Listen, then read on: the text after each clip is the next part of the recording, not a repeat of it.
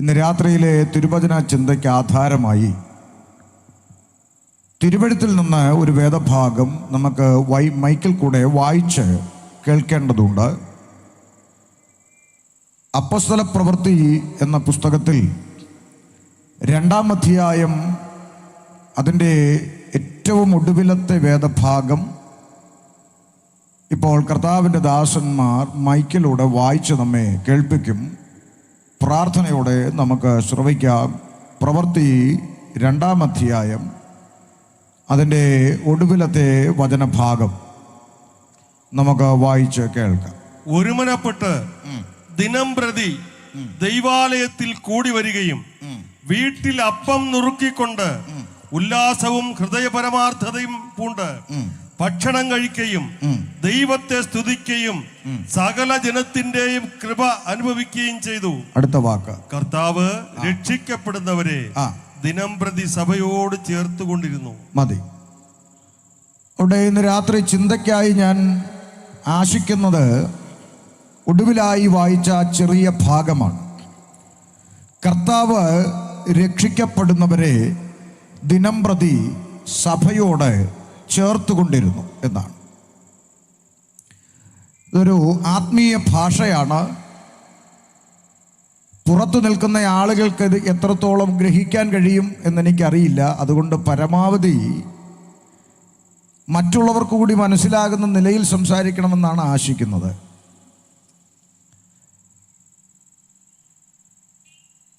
നാല് പ്രധാനപ്പെട്ട ചിന്തകളാണ് ഈ ചെറിയ വേദഭാഗത്തിൽ രേഖപ്പെടുത്തിയിരിക്കുന്നത്.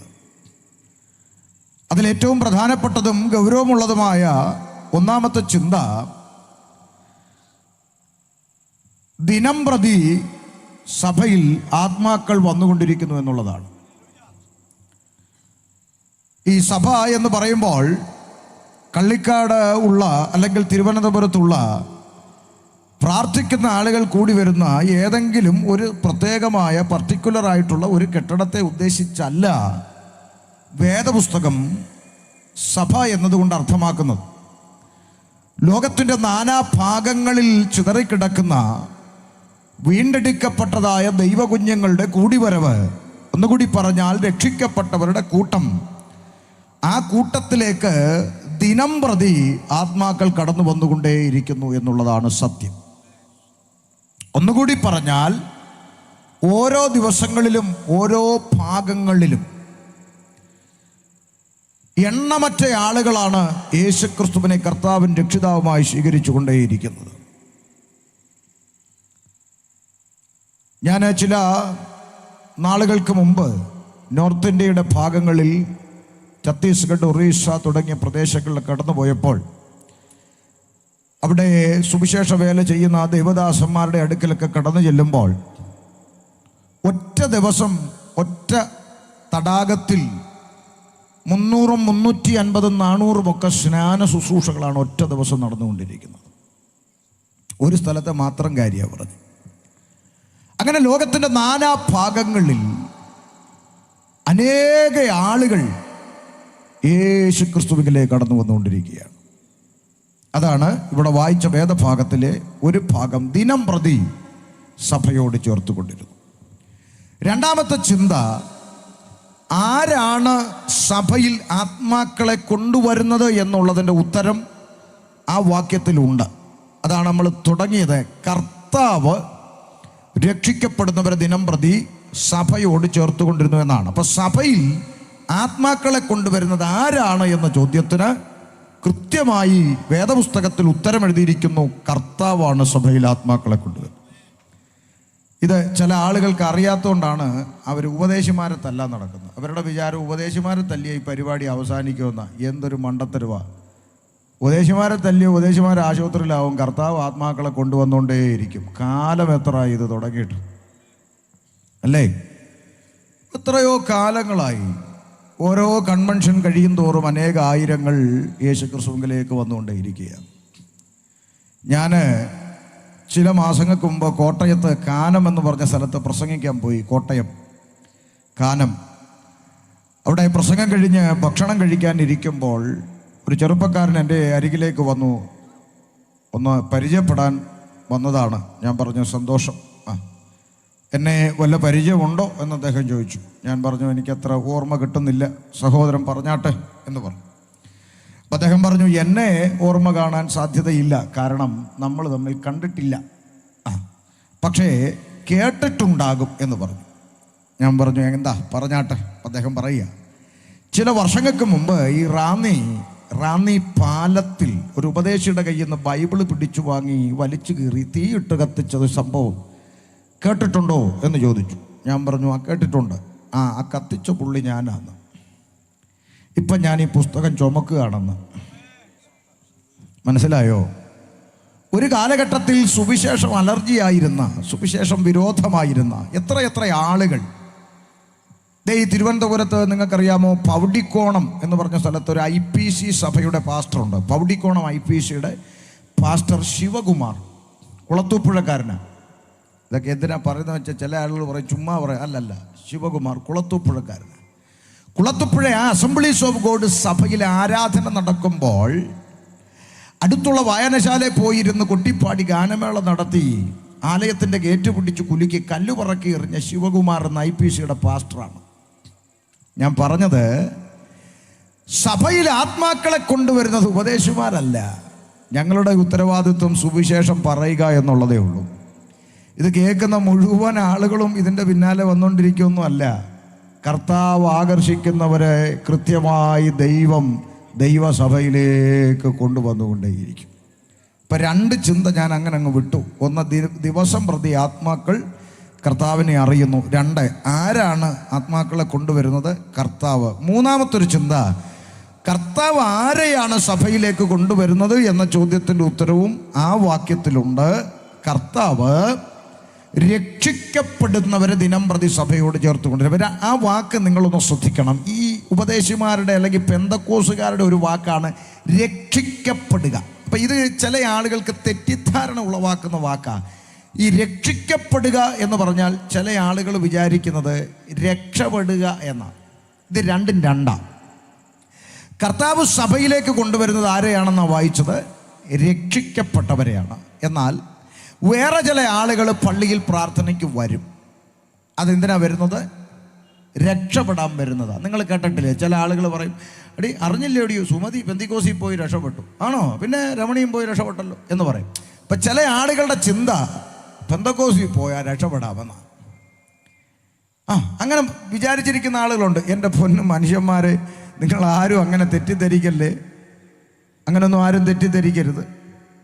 ചില ആളുകൾ പറയും ചേട്ടാ മറ്റേ തോമസ് ഇല്ലയോ കള്ളു കുടിച്ച് നടന്നേ, അവനിപ്പം പെന്തിക്കോസിൽ പോയി രക്ഷപ്പെട്ടല്ലോ എന്നൊക്കെ പറഞ്ഞ് കേട്ടിട്ടില്ലേ?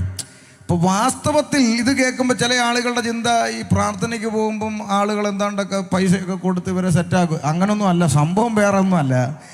ഈ ദൈവത്തെ അറിയുന്നതിന് മുമ്പ് 1000 രൂപ ശമ്പളം ജോലി ചെയ്ത് ശമ്പളം കിട്ടിയാൽ 200 രൂപ പെണ്ണുമ്പിള്ളയുടെ കൈ കൊടുക്കും, 800 രൂപ ബിവറേജിൽ കൊടുക്കും.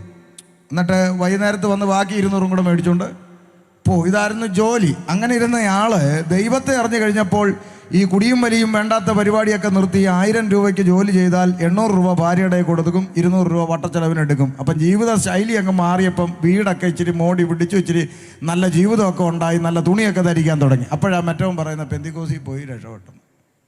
ഇതാ സംഭവം. അപ്പം അതുകൊണ്ട് പെന്തക്കോസിൽ പോയാൽ രക്ഷപ്പെടാമെന്നൊന്നും അങ്ങനൊന്നും ആരും ചിന്തിക്കരുത്. ഇവിടുത്തെ പല സഭകളിലും ഇപ്പോഴും നല്ലൊരു സൗണ്ട് സിസ്റ്റം പോലും ഇല്ല, നല്ല കൊട്ടിപ്പാടാൻ തമ്പേർ പോലും ഇല്ല, വരുന്നവർക്ക് ഇരിക്കാൻ നല്ലൊരു കസേര പോലും ഇല്ലാത്ത സഭകളൊക്കെയാണ് ഇപ്പോഴും ഈ കൊച്ചു കേരളത്തിലും തിരുവനന്തപുരത്തൊക്കെ ഉള്ളത്. അപ്പോൾ അതുകൊണ്ട് പിന്നെ ഉള്ളത് ദോഷം പറയരുത്. ചില ആളുകൾ ഇങ്ങനെ പ്രസംഗിക്കുമ്പം അവരിങ്ങനെ പറയും, ചില അതായത് ഈ തെറ്റിദ്ധാരണ ഉണ്ടാക്കുന്ന ചില ആളുകൾ പറയും, പിന്നെ താണ്ട ഞങ്ങളുടെ അടുത്തോട്ട് വന്നു കഴിഞ്ഞാൽ നിങ്ങളുടെ എല്ലാ ബിസിനസ് തകർച്ചയോ ഭാരപ്പെടണ്ട, കടഭാരമോ വിഷമിക്കണ്ട, ഇതാ യേശു നിങ്ങളെ വിട്ടുപിക്കുന്നു എന്നൊക്കെ പറഞ്ഞ് നടക്കുന്ന കുറച്ച് വട്ടന്മാർ ഈ പുസ്തകത്തെ കച്ചവടം ചെയ്യുന്നുണ്ട്. ഇവിടെ അടുത്തു ഒരുത്തനുണ്ട്. എണ്ണ, ഉപ്പ്, ഷാള്, തോർത്ത് ഇതൊക്കെ പ്രാർത്ഥിച്ചു കൊടുക്കുന്ന വട്ടൻ ഇവിടെ അടുത്തൊരുത്തനുണ്ട്. അപ്പം എന്ന് പറഞ്ഞ പോലെ ഇങ്ങനെ ഇതൊക്കെ ഈ മുളക് പൊടി, മല്ലിപ്പൊടി, മഞ്ഞപ്പൊടി, ഉപ്പ്, ജീരകമൊക്കെ പ്രാർത്ഥിച്ചു ഇങ്ങനെ കുറേ എണ്ണം ഇത് ബിസിനസ്സാക്കി എടുത്തത് കൊണ്ട് പൊതുവിൽ ജനങ്ങൾ വിചാരിക്കുന്നത് ഇതെല്ലാം ഈ കോസാണ്. ഏത് കോസാ? ഇതെല്ലാം ഈ കോസാണ്. ഞങ്ങൾക്ക് ഇത്തരം വട്ടന്മാരുമായിട്ടൊരു ബന്ധവും ഉണ്ടോ? ഒന്ന് ഉറക്കെ പറയാൻ കൊണ്ട് ഉണ്ടോ? ഇല്ല, അത് പറയണം. ഇനി മുതൽ ഇതെല്ലാം പ്രസംഗിക്കുന്നിടത്ത് പറയണം, അല്ലെങ്കിൽ നാട്ടുകാർ തെറ്റിദ്ധരിക്കും. മനസ്സിലായോ?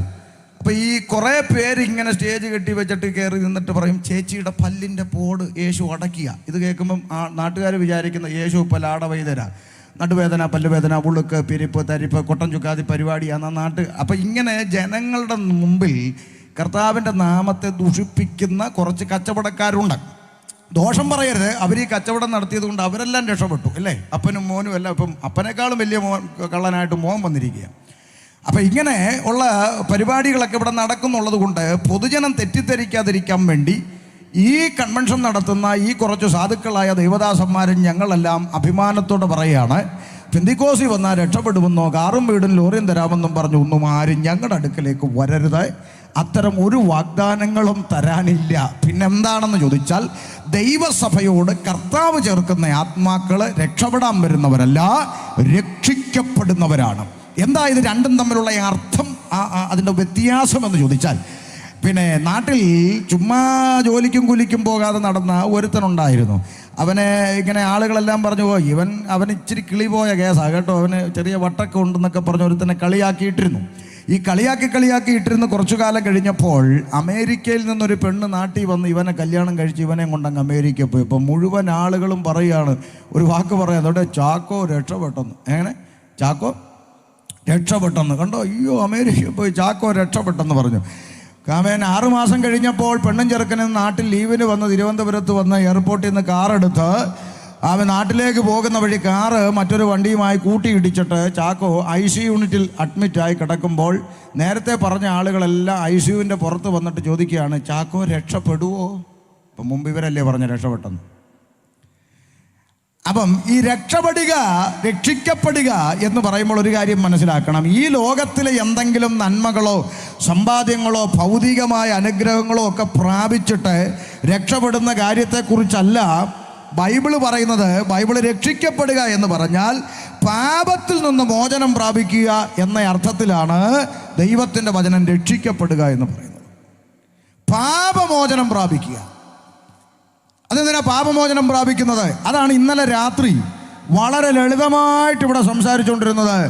എന്തുകൊണ്ടാണ് മനുഷ്യൻ സകല തിന്മകളിലേക്കും സകലവിധമാകുന്ന അശുദ്ധിയുടെ മേഖലകളിലേക്കും സകലവിധമാകുന്ന തെറ്റുകളിലേക്കും കുടുംബ തകർച്ചകളിലേക്കും കുടുംബജീവിതത്തിൽ വിശ്വസ്തതയില്ലാതെയും കൂടപ്പിറപ്പുകളായി കാണേണ്ടുന്ന സഹോദരങ്ങൾ തമ്മിലടിക്കുകയും കാബിയുടുത്തവനും തൊപ്പിയിട്ടവനും കൊന്തയിട്ടവനും ഒരൊറ്റ ദൈവത്തിൻ്റെ സൃഷ്ടിയാണ്, ഒറ്റ ചോരയാണെന്ന് മനസ്സിലാക്കി ചേർത്ത് പിടിച്ച് സ്നേഹിക്കേണ്ടതിന് പകരം കോഴിയെ കണ്ടിക്കുന്ന ലാഘവത്തോടെ കൂടപ്പിറപ്പുകളായ മനുഷ്യൻ്റെ കഴുത്തെറുക്കാനും കയ്യും കാലും വെട്ടിയെറിയാനും മടിയില്ലാത്ത ഒരു തലമുറ ഇന്ന് നമ്മുടെ മുമ്പിൽ ജീവിക്കുന്നതിൻ്റെയും കാരണം എന്താണെന്ന് വളരെ കൃത്യമായി ഇന്നലെ രാത്രിയിൽ ഇവിടെ പറഞ്ഞു. ആ കാരണമാണ് മനുഷ്യൻ്റെ ഹൃദയക്കൂടിൻ്റെ അകത്ത് കുടിയിരിക്കുന്ന പാപം.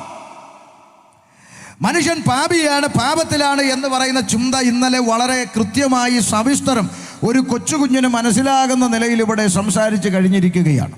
അപ്പോൾ ഈ പാപത്തിൽ നിന്ന് മോക്ഷം പ്രാപിക്കുക, മോചനം നേടുക എന്ന അർത്ഥത്തിലാണ് വേദപുസ്തകം രക്ഷിക്കപ്പെടുക എന്ന പദം പ്രയോഗിച്ചിരിക്കുന്നത്.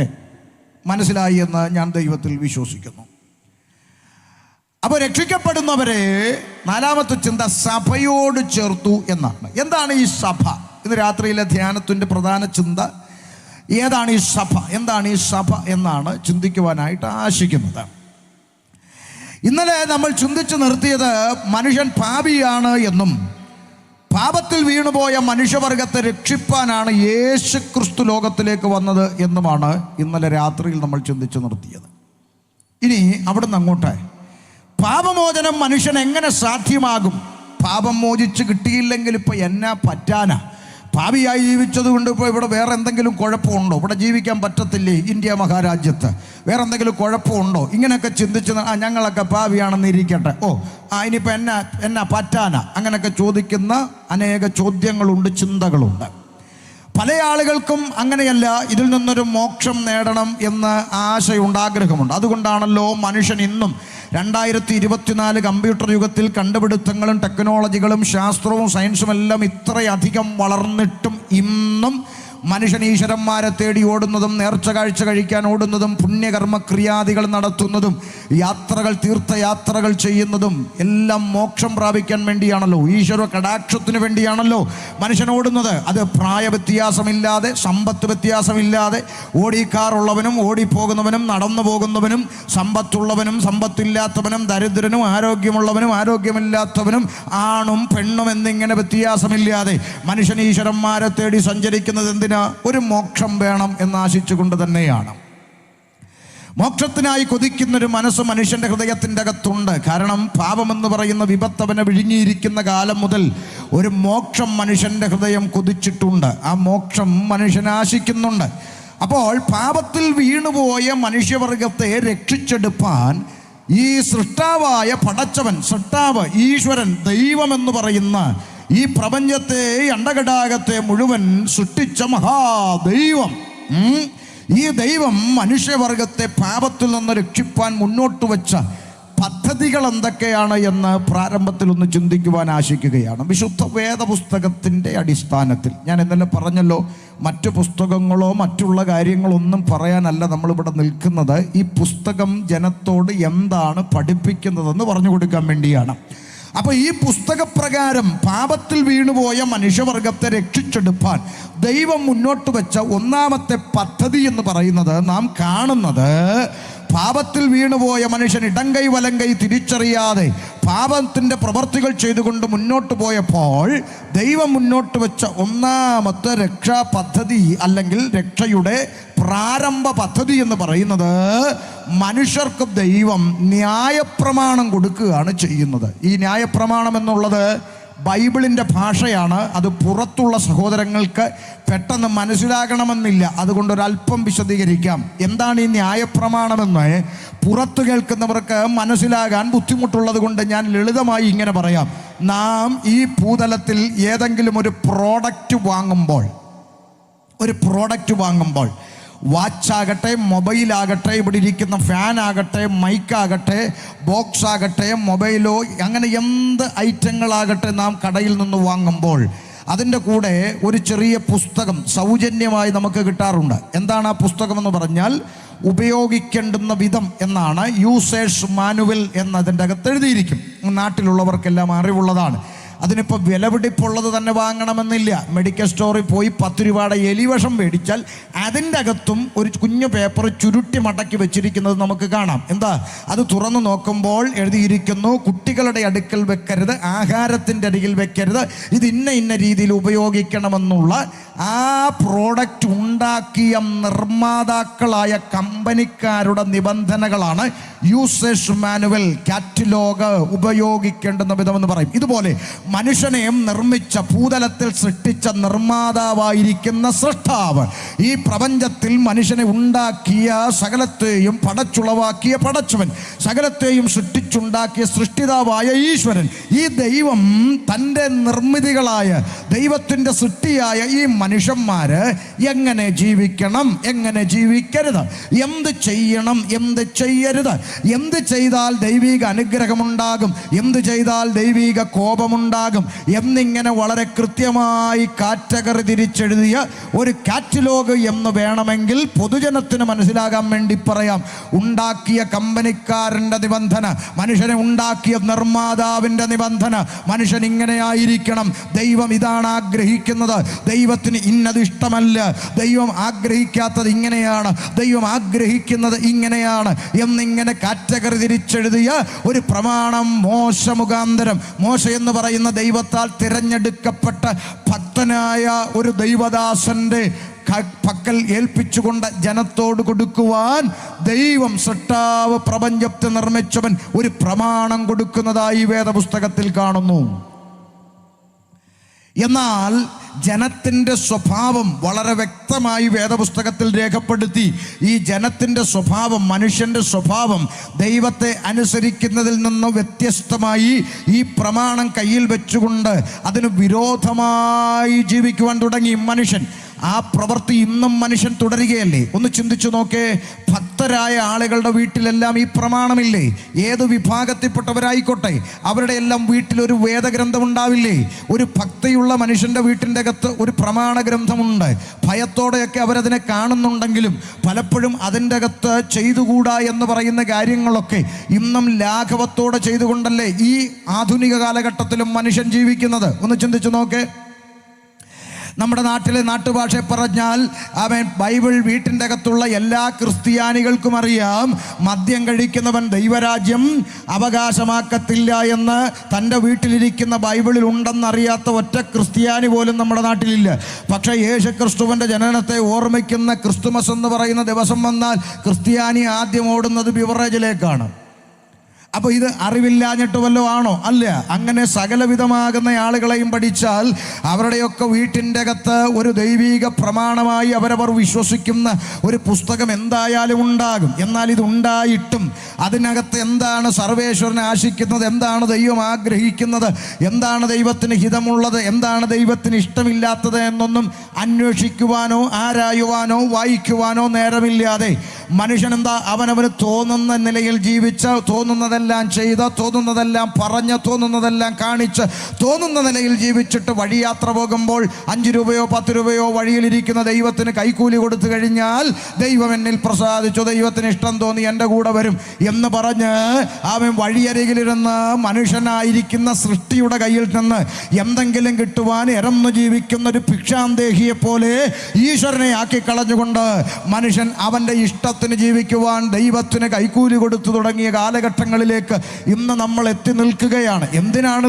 ദൈവം എന്നോട് കോപിക്കാതിരിക്കാൻ, ഈ യാത്രയിൽ ആക്സിഡന്റ് ഉണ്ടാകാതിരിക്കാൻ, ഈ യാത്രയിൽ എനിക്ക് ദോഷം വരാതിരിക്കാൻ, എൻ്റെ ഭാര്യയ്ക്കും കുഞ്ഞുങ്ങൾക്കും അപകടം വരാതിരിക്കാൻ. അപ്പം മനുഷ്യൻ ദൈവത്തെ കാണുന്നതും മനുഷ്യൻ ദൈവത്തോട് അടുക്കുന്നതുമെല്ലാം ഇങ്ങനെയുള്ള കാര്യങ്ങളെ സാധിച്ചെടുക്കാൻ കേവലം ഒരു കൈക്കൂലിക്കാരനെ പോലെ സ്രഷ്ടാവിനെ ആക്കി മാറ്റിക്കളഞ്ഞു മനുഷ്യൻ. ഇതുപോലെയാണ് ഇസ്രായേൽ ജനത്തെ വേദപുസ്തകത്തിൽ കാണുന്നത്. അവർ ദൈവത്തിൻ്റെ കൽപ്പനകൾ അവരുടെ പക്കൽ ലഭിച്ചിട്ടും ഈ കൽപ്പനകൾ അനുസരിച്ച് ജീവിക്കണമെന്നവർക്കറിയാമായിരുന്നിട്ടും ദൈവത്തിൻ്റെ കൽപ്പനയ്ക്ക് വിരോധമായി മനുഷ്യൻ ജീവിച്ചു. അതാണ് വേദപുസ്തകത്തിൽ വളരെ കൃത്യമായി നമ്മൾ കാണുന്നത്. വളരെ കൃത്യമായി കാണാം, ദൈവത്തിൻ്റെ കൽപ്പനകൾ പ്രമാണമായി മനുഷ്യൻ്റെ കരത്തിൽ ലഭിച്ചിട്ടും മോശ മുഖാന്തരം മനുഷ്യൻ്റെ പക്കൽ കൽപ്പനകൾ ലഭിച്ചിട്ടും ആ കൽപ്പനയ്ക്ക് വിരോധമായി ജീവിക്കുന്ന മനുഷ്യനെയാണ് നമുക്ക് വേദപുസ്തകത്തിൽ കാണുവാനായിട്ട് സാധിക്കുന്നത്. അവിടെയാണ് ദൈവം അടുത്ത പദ്ധതി മുന്നോട്ട് വെക്കുന്നതായിട്ട് നമുക്ക് കാണുവാൻ സാധിക്കുന്നു വേദപുസ്തകത്തിൽ. എന്താണ് അടുത്ത പദ്ധതി എന്ന് ചോദിച്ചാൽ, ദൈവം തൻ്റെ അരുളപ്പാടുകളെ ജനത്തോട് സംസാരിക്കുവാൻ കാലാകാലങ്ങളിൽ പ്രവാചകന്മാരെ ലോകത്തിലേക്ക് അയച്ചത് നമുക്ക് കാണുവാൻ സാധിക്കുന്നുണ്ട്. വിശുദ്ധ ബൈബിളിൽ പ്രവാചകന്മാരെ അയച്ചു.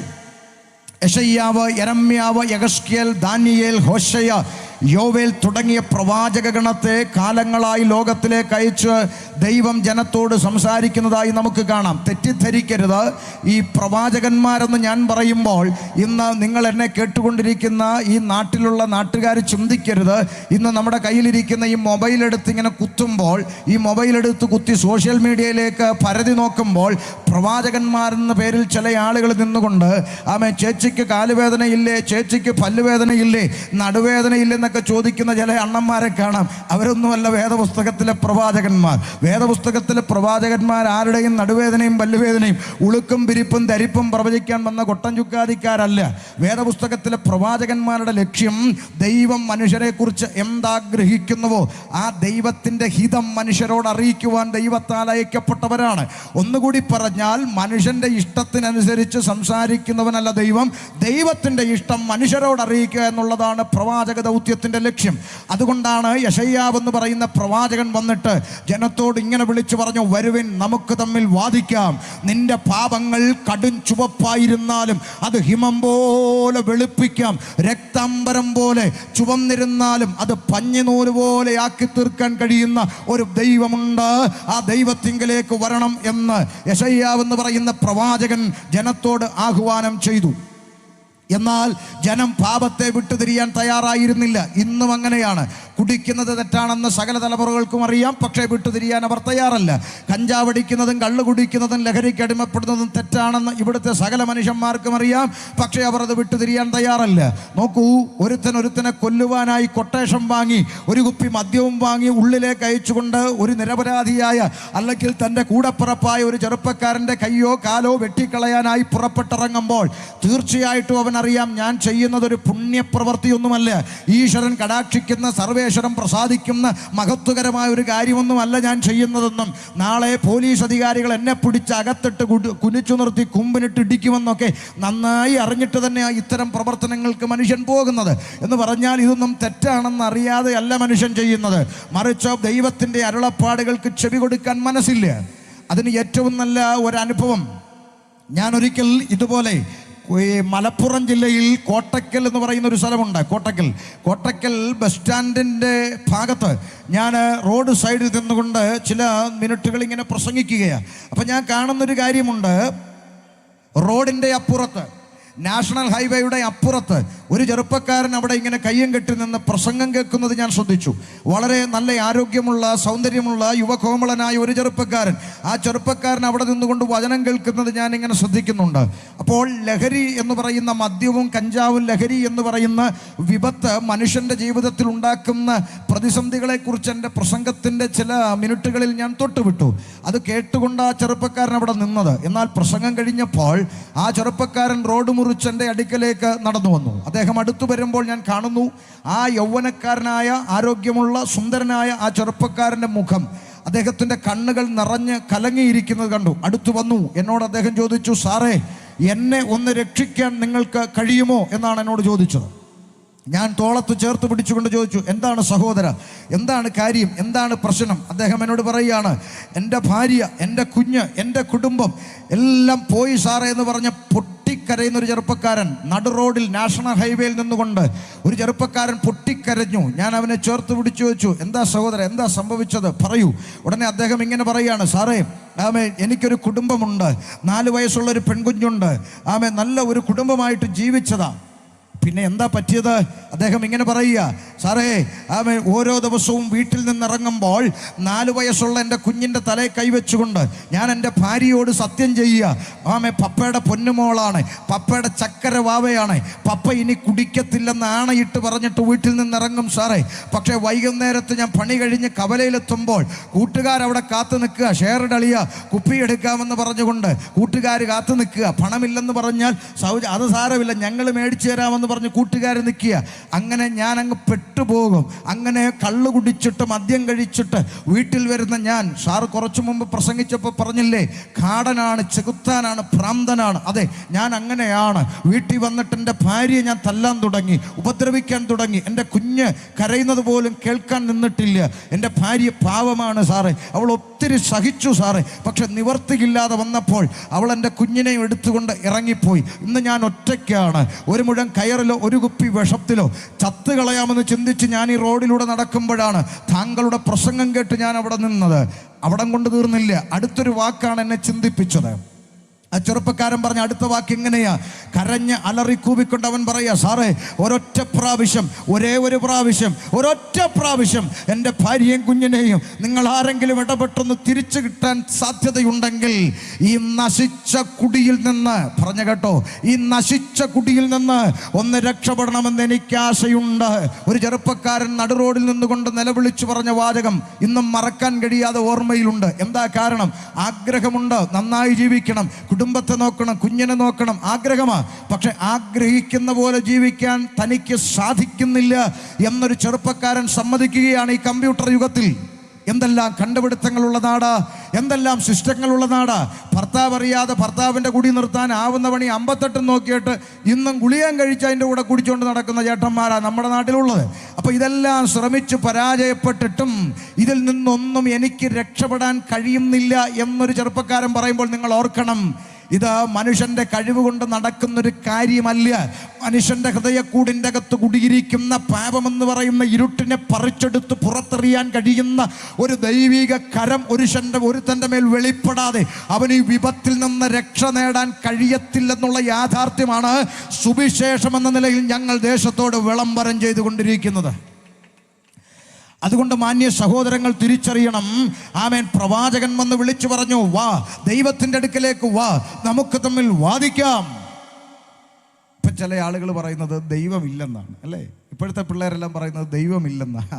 ദൈവമില്ലെന്ന് പറയുന്ന ഒരു തലമുറയുടെ നടുവിലാണ് നമ്മളിന്ന് ജീവിക്കുന്നത്. ചില ആളുകൾ പറയുന്നത് ഡിങ്കനാണ് ദൈവം എന്നാണ്. ഡിങ്കൻ അറിയത്തില്ലേ? നിക്കർ പുറത്തിട്ടൊരു ചുണ്ടലി, അതാണ് ദൈവം എന്ന് പറയുന്ന ആളുകൾ.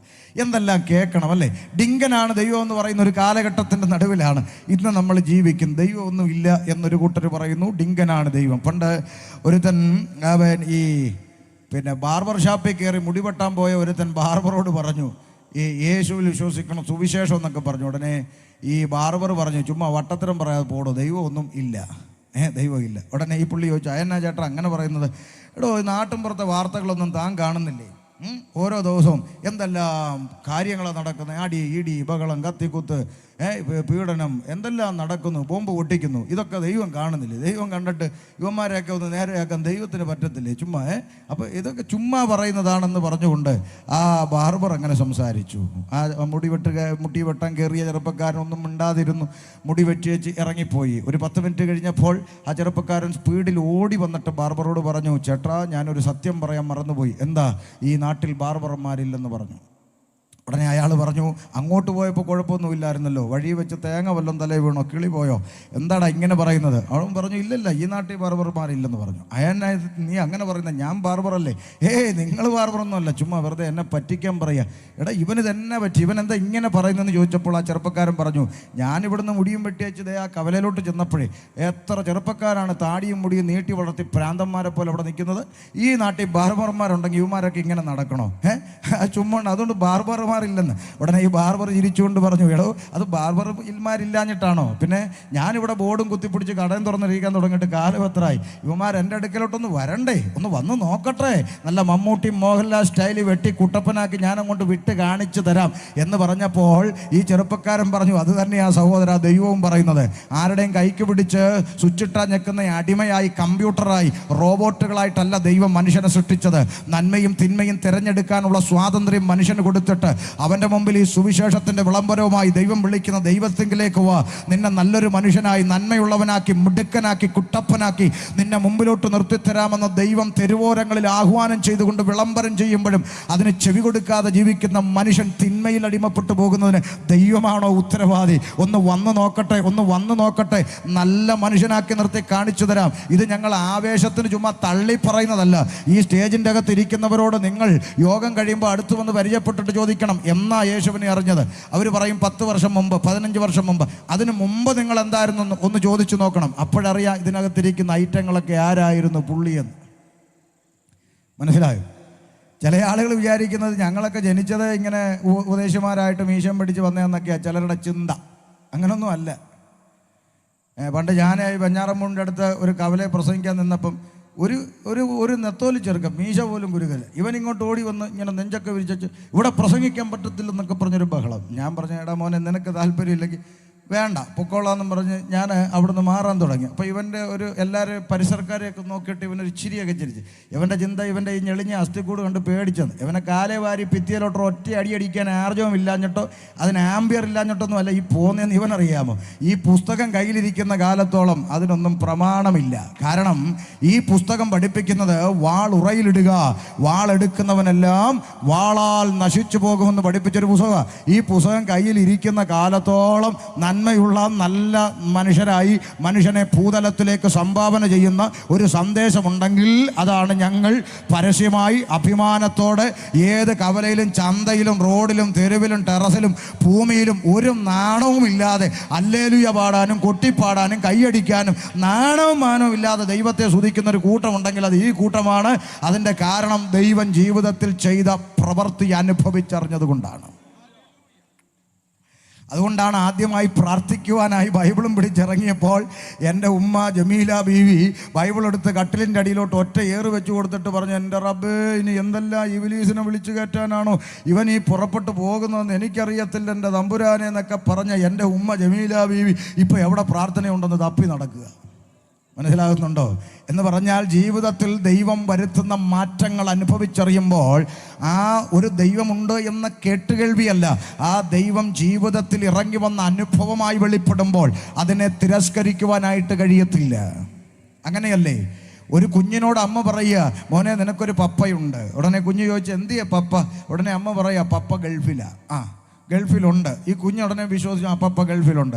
പക്ഷേ നാളിതുവരെ അങ്ങനൊരു പപ്പ ഈ കൊച്ചിനെ വിളിക്കുകയോ ഫോൺ ചെയ്യുകയോ സംസാരിക്കുകയോ ഫോട്ടോ അയക്കുകയോ വീഡിയോ കോൾ വിളിക്കുകയോ ഒന്നും ചെയ്യാതിരുന്നിട്ട് അമ്മ പറയാണ് അപ്പൻ എവിടെ ഉണ്ട്? ഗൾഫിലുണ്ട് എന്ന് പറയുന്ന ഒരു കുഞ്ഞും, അതേസമയം ഒരപ്പൻ എല്ലാ ദിവസവും മോനെ മോളെ എന്ന് വിളിച്ച് സംസാരിക്കുകയും കാണുകയും അവന് വേണ്ടുന്നതെല്ലാം ചെയ്തു കൊടുക്കുകയും ചെയ്യുന്ന ഒരപ്പനും തമ്മിലുള്ള വ്യത്യാസം ഒന്ന് മനസ്സിലാക്കി നോക്ക്. ഇതുപോലെയാണ് സത്യദൈവത്തെ തിരിച്ചറിയുന്ന മനുഷ്യൻ്റെ മാനസികാവസ്ഥ. ഒരു ദൈവമുണ്ട്, ഉണ്ട്, എവിടെ ഉണ്ട്? എവിടെ ഉണ്ട്? ഉണ്ടെന്ന്, ഉണ്ടോ? ഉണ്ടെന്ന് എന്ന് പറയുകയും അതേസമയം പ്രാർത്ഥനാ മുറിയിൽ ഇറങ്ങി വരുന്ന, സാരമില്ലെന്ന് പറയുന്ന, ഭയപ്പെടേണ്ടെന്ന് പറയുന്ന, ഞാൻ നിൻ്റെ കൂടെയുണ്ടെന്ന് പറയുന്ന, ആശ്വസിപ്പിക്കുന്ന, ഇറങ്ങി വരുന്ന, അനുഭവിച്ചറിയാൻ കഴിയുന്ന ഒരു ദൈവത്തിൻ്റെ സാമീപ്യം അനുഭവിക്കുകയും ചെയ്യുമ്പോൾ ഒരു കുഞ്ഞ് എത്രമാത്രം സന്തോഷിക്കുമെന്ന് ചിന്തയ്ക്ക്. അതുപോലെയാണ് ദൈവത്തിൻ്റെ മക്കൾ ദൈവത്തെ ആരാധിക്കുന്നത്. ഇന്ന് വരെ കണ്ടിട്ടില്ലാത്തൊരു എക്സ്പീരിയൻസ്, ഇന്ന് വരെ അനുഭവിച്ചിട്ടില്ലാത്തൊരു എക്സ്പീരിയൻസ്.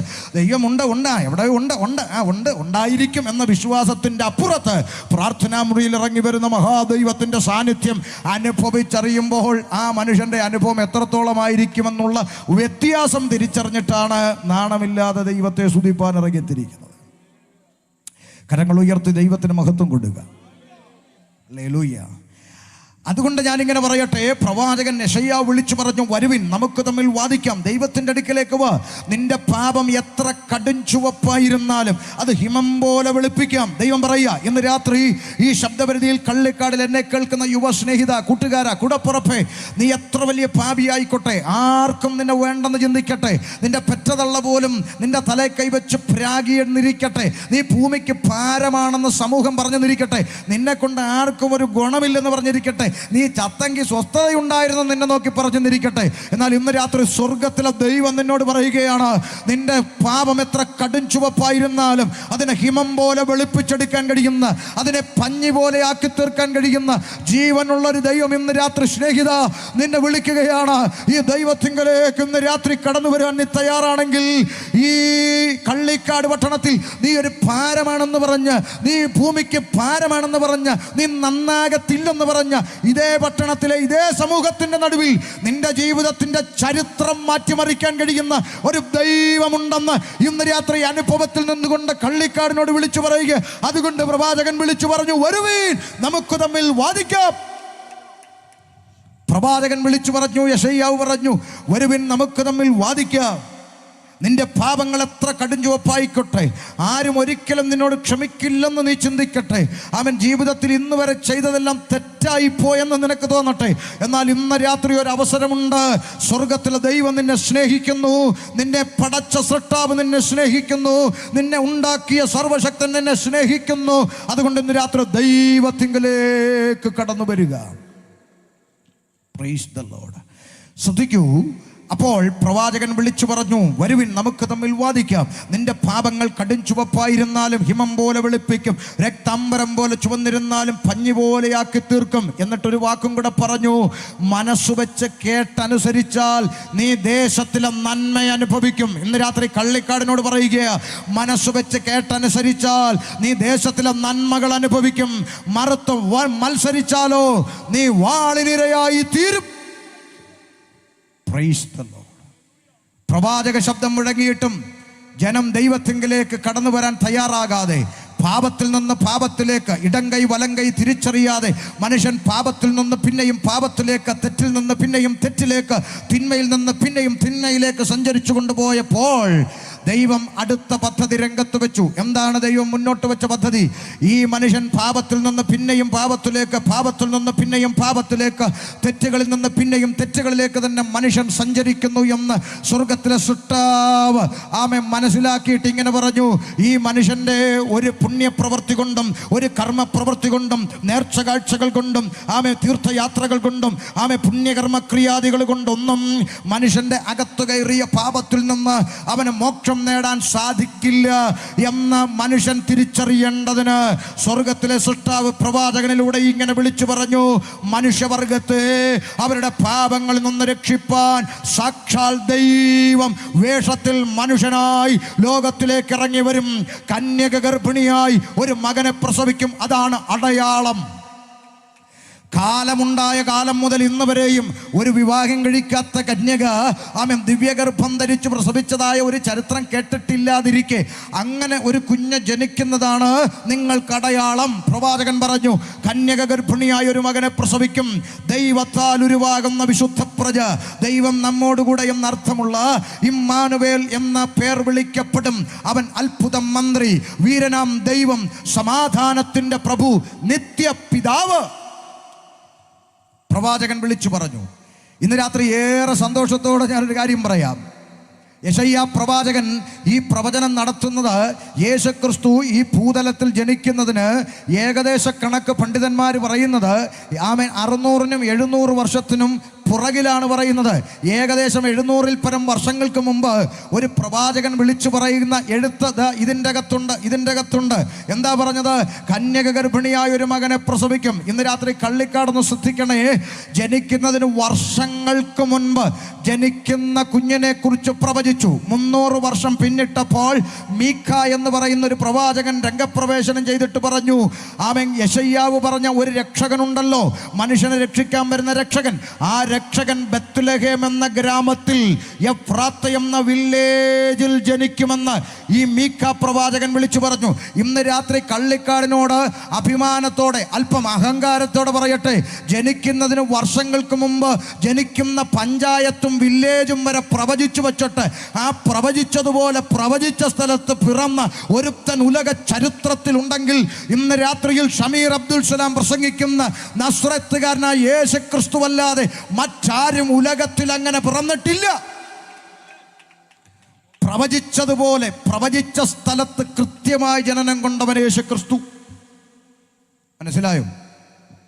നാളെ ഒരു മുസ്ലിം സഹോദരൻ, ഞാൻ നിലമ്പൂര് പ്രസംഗിക്കുമ്പോൾ യോഗം കഴിഞ്ഞ് എൻ്റെ അടുക്കൽ വന്നു പരിചയപ്പെടാമെന്ന്. നല്ല സഹോദരന്മാർ, അല്പം വിദ്യാഭ്യാസമൊക്കെ ഉള്ളത് കൊണ്ട് മാന്യമായി സംസാരിക്കാമെന്ന്. അദ്ദേഹം പറഞ്ഞു, യേശുക്രിസ്തു ജനിക്കുന്നതിനെക്കുറിച്ച് താങ്കൾ ബൈബിളിൽ നിന്ന് ഉദ്ധരിച്ചത് ഞാൻ കേട്ടു. യേശു ജനിക്കുന്നതിന് വർഷങ്ങൾക്ക് മുമ്പ് ഇന്ന സ്ഥലത്ത് ജനിക്കുമെന്നൊക്കെ പറഞ്ഞു എന്ന് കേട്ടു. അതെ, എന്നാൽ അത് താങ്കൾ മുമ്പ് പഠിച്ച പുസ്തകത്തിൽ വായിച്ചിട്ടില്ലേ എന്ന് എന്നോട് ചോദിച്ചു. ഞാൻ പറഞ്ഞു, തീർച്ചയായിട്ടും വായിച്ചിട്ടുണ്ട്. എന്താ പിന്നെ അതിലൊരു ബുദ്ധിമുട്ട് തോന്നിയത്? ഞാൻ പറഞ്ഞു, ബുദ്ധിമുട്ടൊന്നുമില്ല. അതിൽ ഞാൻ വായിച്ചത് പ്രസവവേദന മറിയയെ മരുഭൂമിയിലെ ഈത്തപ്പനയുടെ ചുവട്ടിലേക്ക് നയിച്ചു എന്നാണ്.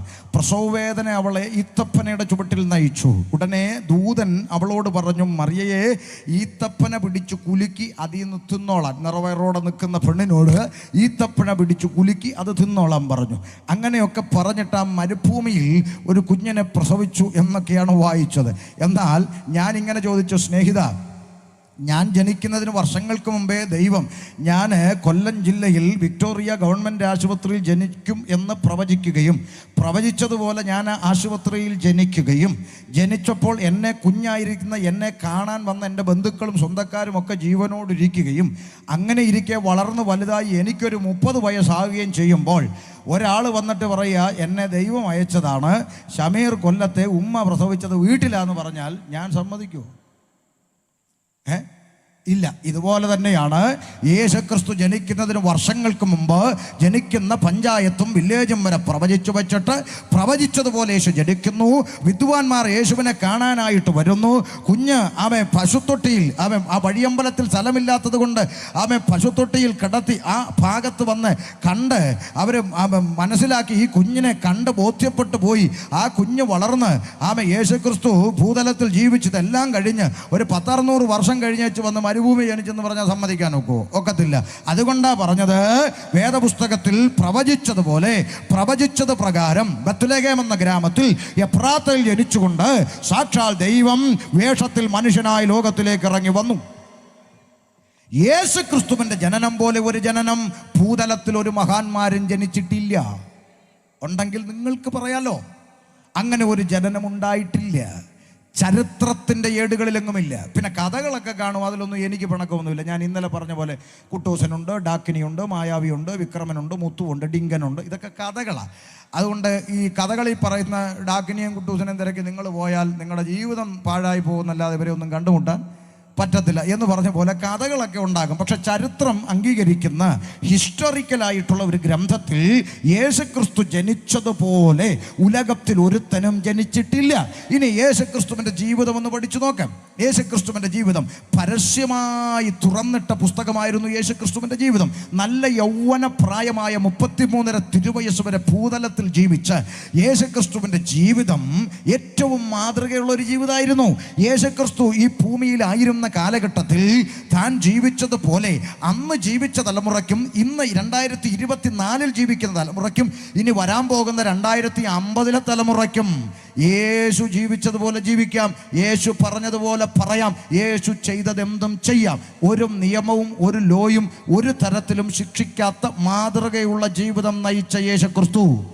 എന്നാൽ ആമേൻ മറ്റു പലരെയും മാതൃകയാക്കി ഇന്ന് ജീവിക്കാൻ തുടങ്ങിയാൽ അകത്ത് കിടന്ന് ഉണ്ട തിന്നുമെന്നുള്ള കാര്യം ഉണ്ടയില്ല, ഇപ്പം ചപ്പാത്തിയാണെന്നാണ് പറയുന്നത്. ചപ്പാത്തി തിന്നുമെന്ന കാര്യം മറന്നു പോകരുത്. അതുകൊണ്ട് ഞങ്ങൾക്ക് പ്രസംഗിക്കാൻ പ്രാഗൽഭ്യമുണ്ട് യേശുക്രിസ്തുവിനെ കുറിച്ച്. എന്തുകൊണ്ട്? യേശു ഭൂതലത്തിൽ ജീവിച്ച ഏറ്റവും മാതൃകയുള്ള ജീവിതം നയിച്ച മനുഷ്യൻ, ഏറ്റവും മാതൃകയുള്ള ഒരു ജീവിതം നയിച്ച ദൈവത്തിങ്കിൽ നിന്ന് പുറപ്പെട്ടു വന്നവനായി വാക്കുകൊണ്ടോ പ്രവൃത്തി കൊണ്ടോ ഒരു കുറ്റവും തെറ്റും ദോഷവും അവനിൽ പറയാനില്ലാതെ ഏറ്റവും മാതൃകയുള്ള ഒരു ജീവിതം ഭൂമണ്ഡലത്തിൽ ജീവിച്ച് മാതാപിതാക്കളോടുള്ള ബന്ധത്തിൽ മക്കൾ എങ്ങനായിരിക്കണമെന്ന് 30 വയസ്സ് വരെ അമ്മയപ്പന്മാർക്ക് കീഴടങ്ങി ജീവിച്ചു മാതൃക കാണിച്ചു തന്നു. ദൈവത്തോടുള്ള ബന്ധത്തിൽ മനുഷ്യൻ എങ്ങനെയായിരിക്കണം, ഏത് നിലയിൽ പ്രാർത്ഥിക്കണം, മനുഷ്യൻ ദൈവത്തെ എങ്ങനെ സംബോധന ചെയ്യണം, മനുഷ്യൻ ദൈവത്തെ പിതാവെന്ന് വിളിച്ചുകൊണ്ട് ഏത് നിലയിൽ പ്രാർത്ഥിക്കണം, എത്ര നേരം പ്രാർത്ഥിക്കണമെന്നൊക്കെ തിയോളജി പറയാതെ ജീവിതത്തിൽ അത് പ്രാക്ടിക്കലായി കാണിച്ചു തന്നു. മനസ്സിലായോ? അങ്ങനെ ഈ ഭൂമണ്ഡലത്തിൽ തുറന്ന പുസ്തകമായി ജീവിച്ചു യേശുക്രിസ്തു. രണ്ടാമത്തെ പ്രത്യേകത, യേശുക്രിസ്തു ജീവിച്ചതുപോലെ ഉലക ചരിത്രത്തിൽ ഒരുത്തനും ജീവിച്ചിട്ടില്ല. 3, യേശുക്രിസ്തുവിൻ്റെ മരണം. യേശുക്രിസ്തു എന്തിനു മരിച്ചു? ചിന്തിക്കേണ്ട വിഷയമാണ്. എൻ്റെ ചെറുപ്രായത്തിൽ ഞാൻ ഒത്തിരി കഥകളൊക്കെ പലരും പറഞ്ഞു കേട്ടിട്ടുണ്ട്. ആ കൂട്ടത്തിൽ കുഞ്ഞുനാളിലൊക്കെ എൻ്റെ മനസ്സിൻ്റെ അകത്ത് കയറിയ ഒരു കഥയാണ്.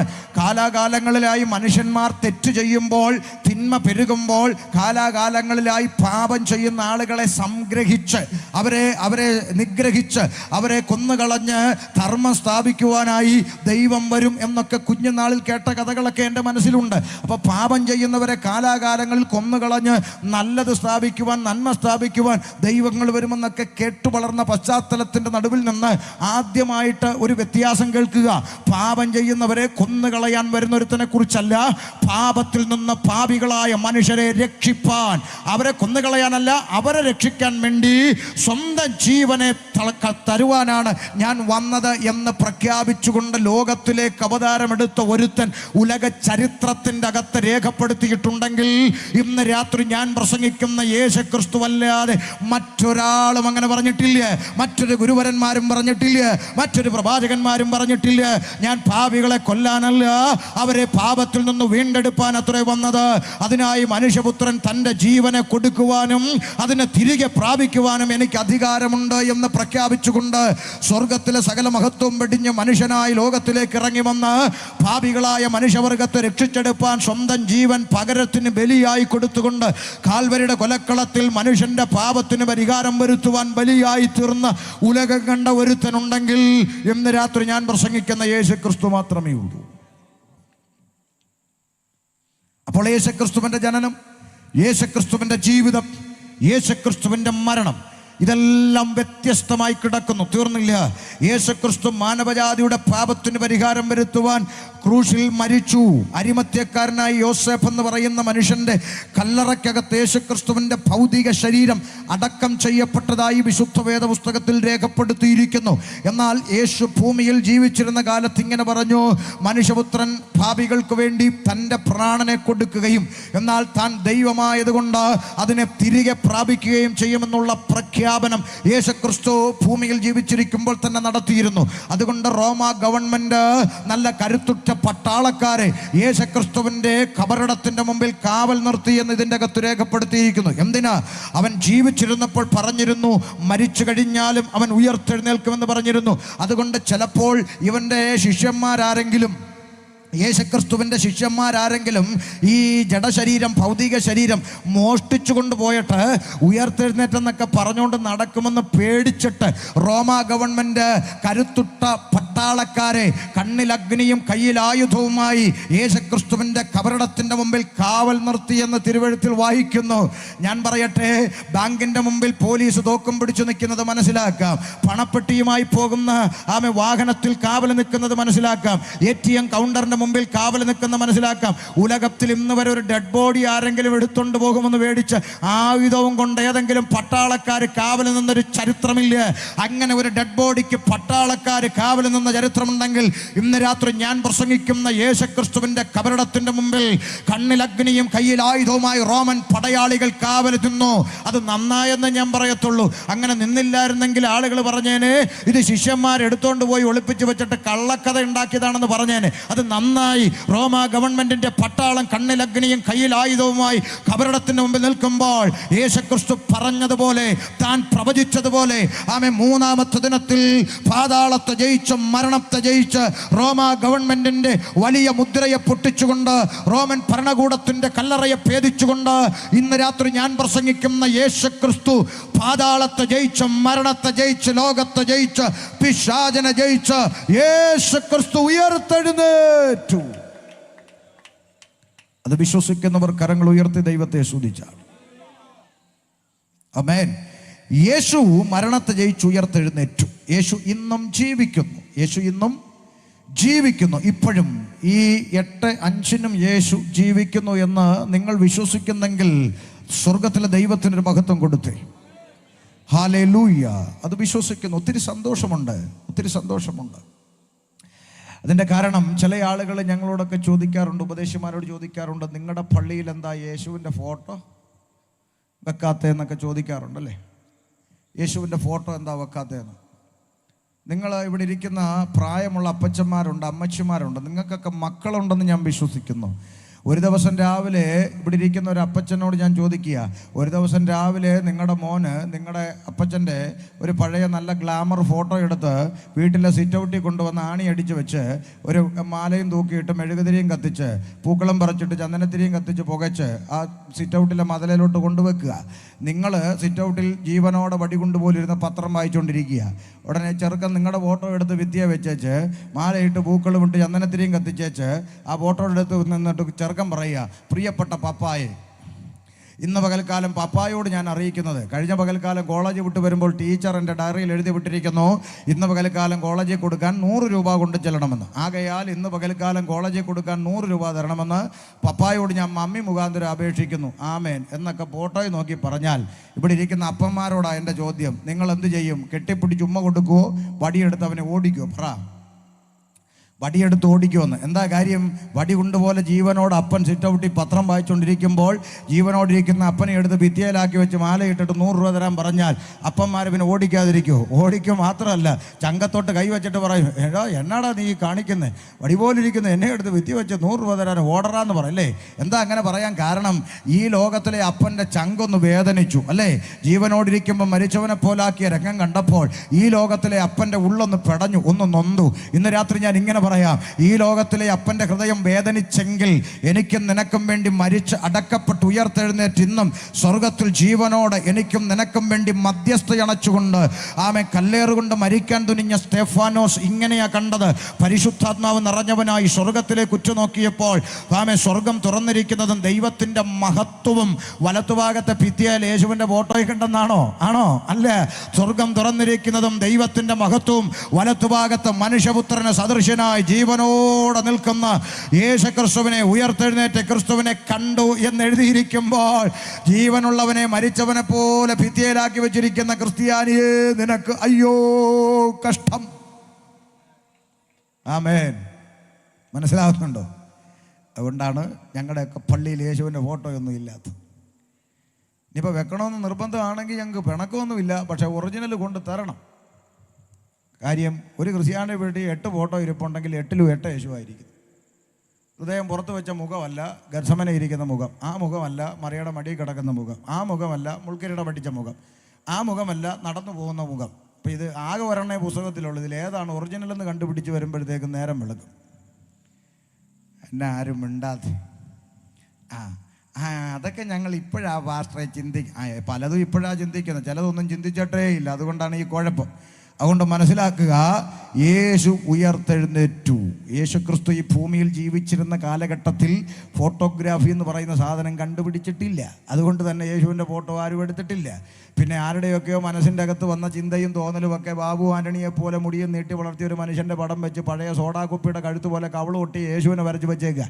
ആമേൻ. അങ്ങനെ വെറുതെ അപമാനിക്കാതെ ആമേൻ. വരയ്ക്കാൻ ഇനി അത്രയ്ക്ക് നിർബന്ധമുണ്ടെങ്കിൽ ഒരു രൂപം വേദപുസ്തകത്തിലുണ്ട്, വേണേ പറഞ്ഞു തരാം. ആമേൻ. തകർത്ത ഇടിമുഴക്കം പോലെ ഒരു ശബ്ദം കേട്ട യോഹന്നാൻ കർത്തൃ ദിവസത്തിൽ തിരിഞ്ഞു നോക്കിയപ്പോൾ 7 പൊൻനിലവിളക്കുകളുടെ നടുവിൽ മാറത്ത് പൊൻകച്ച കെട്ടിയവനായി, വെള്ളോടിന് സദൃശ്യമുള്ള കാലുകളുള്ളവനായി, അഗ്നിജ്വാല പോലെ തിളങ്ങുന്ന തീക്കണ്ണുള്ളവനായി, രാജമുടി ധരിച്ചവനായി, പെരുവെള്ളത്തിന്റെ ഇരച്ചിൽ പോലെ ശബ്ദം പുറപ്പെടുന്നവനായി, സൂര്യനേക്കാൾ വെല്ലുന്ന തേജസ്സുള്ളവനായി വെളിപ്പെട്ട് നിൽക്കുന്ന തേജോമയനായ ക്രിസ്തു. വരയ്ക്കാൻ തൻ്റെ ഇടമുണ്ടെങ്കിൽ വരച്ചു വെക്ക്.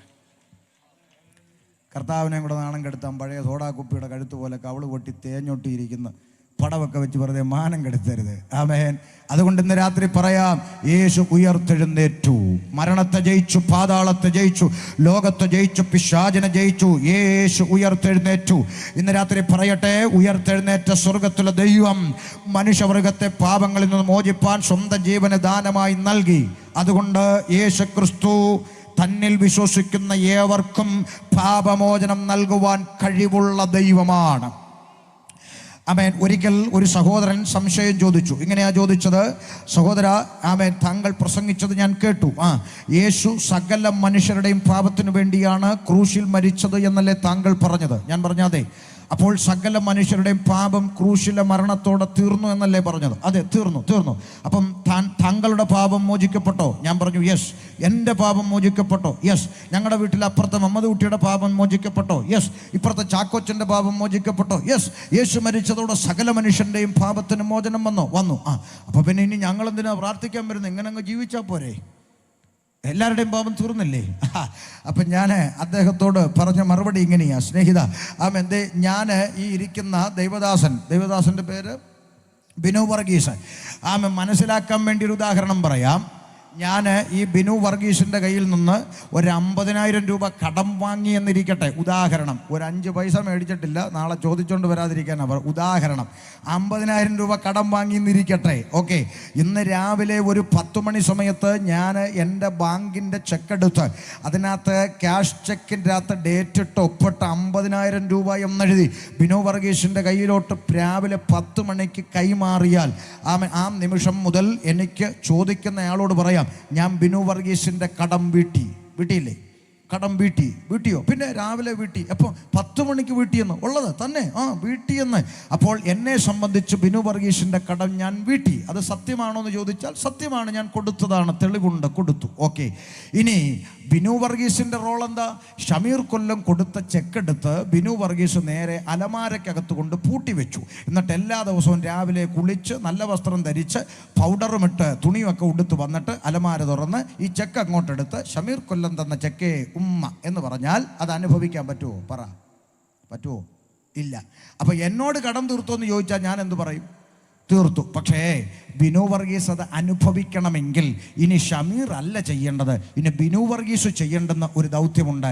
ആ ചെക്ക് കൊണ്ട് ചെന്ന് ബാങ്കിൽ കൊണ്ട് ചെന്ന് കാശാക്കി കീശയിലാക്കി കൊണ്ടുവന്നാൽ അത് തൻ്റെ ജീവിതത്തിലെടുത്ത് ഉപയോഗിക്കാം. അത് ചെയ്യേണ്ടത് കടം തീർത്ത ഞാനല്ല, ആമേൻ, അത് കൈപ്പറ്റിയ ബിനു വർഗീസ് ആണെങ്കിൽ മനസ്സിലാക്കാൻ വേണ്ടി ലളിതമായി പറഞ്ഞതാ. സകല മനുഷ്യൻ്റെയും പാപത്തിന് പരിഹാരം വരുത്തുവാൻ യേശു ക്രൂശിൽ മരിച്ച എൻ്റെയും നിൻ്റെയും പാപത്തിൻ്റെ കടം യേശു ക്രൂശിൽ തീർത്തു എങ്കിൽ യേശു ക്രിസ്തുവിൻ്റെ പാർട്ട് ചെയ്ത് കഴിഞ്ഞു. ഇനി എന്താ നീ ചെയ്യേണ്ടത്? നീ ആ പാപമോചനം പ്രാപിക്കണമെങ്കിൽ പുസ്തകത്തിൽ എഴുതിയിരിക്കുന്നു, യേശുവിനെ കർത്താവ് എന്ന് വായ കൊണ്ട് ഏറ്റുപറയുകയും എൻ്റെ പാപത്തിനു വേണ്ടി യേശു എനിക്ക് പകരം മരിച്ചു, എനിക്ക് പകരം അടക്കപ്പെട്ട് എനിക്കായി ഉയർത്തെഴുന്നേറ്റു, എന്നെ ചേർക്കാൻ യേശു വീണ്ടും വരുമെന്ന് ഞാനിതാ വിശ്വസിക്കുന്നു എന്ന് ഹൃദയം കൊണ്ട് വിശ്വസിക്കുകയും അധരം കൊണ്ട് ഏറ്റുപറയുകയും ചെയ്യുന്ന നിമിഷം പാപത്തിൻ്റെ പരിഹാരത്തിന് വേണ്ടി പിന്നെ നീ ഒരു നാണയത്തൊട്ട് ചെലവാക്കണ്ട, ഒരു കിലോമീറ്റർ നടക്കണ്ട, ഒരു മെഴുകുതിരി കത്തിക്കണ്ട, ഒരു നാണയത്തൊട്ട് പോലും മുടക്കണ്ട. ആ യേശു എൻ്റെ പാപത്തിൻ്റെ കടം തീർക്കാനാണ് കാൽവരിയിൽ മരിച്ചതെന്ന് ഞാനിതാ വിശ്വസിക്കുന്നു എന്ന് ഹൃദയം കൊണ്ട് വിശ്വസിക്കുകയും അധരം കൊണ്ട് ഏറ്റുപറയുകയും ഇനി മുതൽ എൻ്റെ ജീവിതത്തിൽ തിന്മയുടെ വഴികളെ വിട്ടിട്ട് എനിക്കായി മരിച്ച യേശുവിനായി ഞാൻ ജീവിക്കുമെന്ന് പറയുന്ന നിമിഷം ഒരു രൂപ ചെലവില്ലാതെ, ഒരു നാണയത്തൊട്ട് ചെലവില്ലാതെ, ഒരു കിലോമീറ്റർ നടക്കാതെ നിന്റെ പാപത്തെ സൗജന്യമായി മോചിപ്പിക്കാൻ കഴിയുമെന്നുള്ള നല്ല വാർത്ത, ഗുഡ് ന്യൂസ്, അതാണ് സുവിശേഷം. ഹല്ലേലൂയ. ഇത് സകല സൃഷ്ടിയോടും പോയി അറിയിക്കണം എന്ന് പ്രാണനെ തന്ന യേശു പറഞ്ഞതുകൊണ്ടാണ് കള്ളിക്കാട്ടെ പ്രിയപ്പെട്ട സഹോദരങ്ങളെ ഞങ്ങളിങ്ങനെ പബ്ലിക്കായി തൊണ്ട കീറുന്നത്. ക്ഷമിക്കണം കേട്ടോ. എന്തുകൊണ്ടാ? പ്രാണനെ തന്നവൻ ഇത് ചെയ്യാൻ പറഞ്ഞു. ഒന്ന് വായിച്ചു കൊടുത്തേ. മർക്കോസിൻ്റെ സുവിശേഷം 16-ാം അധ്യായം അതിൻ്റെ 15-ാമത്തെ വാക്യം മൈക്കിൽ കൊടുത്ത് വായിച്ചു കൊടുത്തേ. മർക്കോസ് 16-ാം അധ്യായം അതിൻ്റെ 15-ാമത്തെ തിരുവെഴുത്ത്. ആമേ, സകല മനുഷ്യരും കേൾക്കേ, ഒന്ന് ഉറക്കെ ഒന്ന് വായിച്ചു കൊടുത്താട്ടെ. 16-15 ഒന്ന് വായിച്ചേ. യേശു പീലാത്തോസ് 16-15, മർക്കോസ് 16-15 വായിച്ചേ. പിന്നെ അവൻ അവരോട്, പിന്നെ യേശു അവരോട്, നിങ്ങൾ ഭൂലോകത്തിലൊക്കെയും പോയി സകല സൃഷ്ടിയോടും സുവിശേഷം പ്രസംഗിപ്പീൻ. ഒന്ന് കേട്ടെ. സുവിശേഷം. സു എന്ന വാക്ക് നല്ലത്, വിശേഷം വാർത്ത, നല്ല വാർത്ത. സുവിശേഷം നല്ല വാർത്ത, ഗുഡ് ന്യൂസ്. എന്താണ് ഗുഡ് ന്യൂസ്? യേശു എൻ്റെയും നിൻ്റെയും പാപത്തിന് കാൽവരിയിൽ പരിഹാരം വരുത്തി എന്ന നല്ല വാർത്ത പുറപ്പെട്ടു പോയി സകല മനുഷ്യരോടും പ്രസംഗിക്കാൻ. ഇത് ദൈവത്തിൻ്റെ കൽപ്പന ആയതുകൊണ്ടാണ് കള്ളിക്കാട്ടെ സഹോദരങ്ങളെ ഞങ്ങളിത് ഇങ്ങനെ വർഷാവർഷം കവല തോറും ഗ്രൗണ്ട് തോറും വെച്ച് കെട്ടി തൊണ്ട കീറുന്നത്.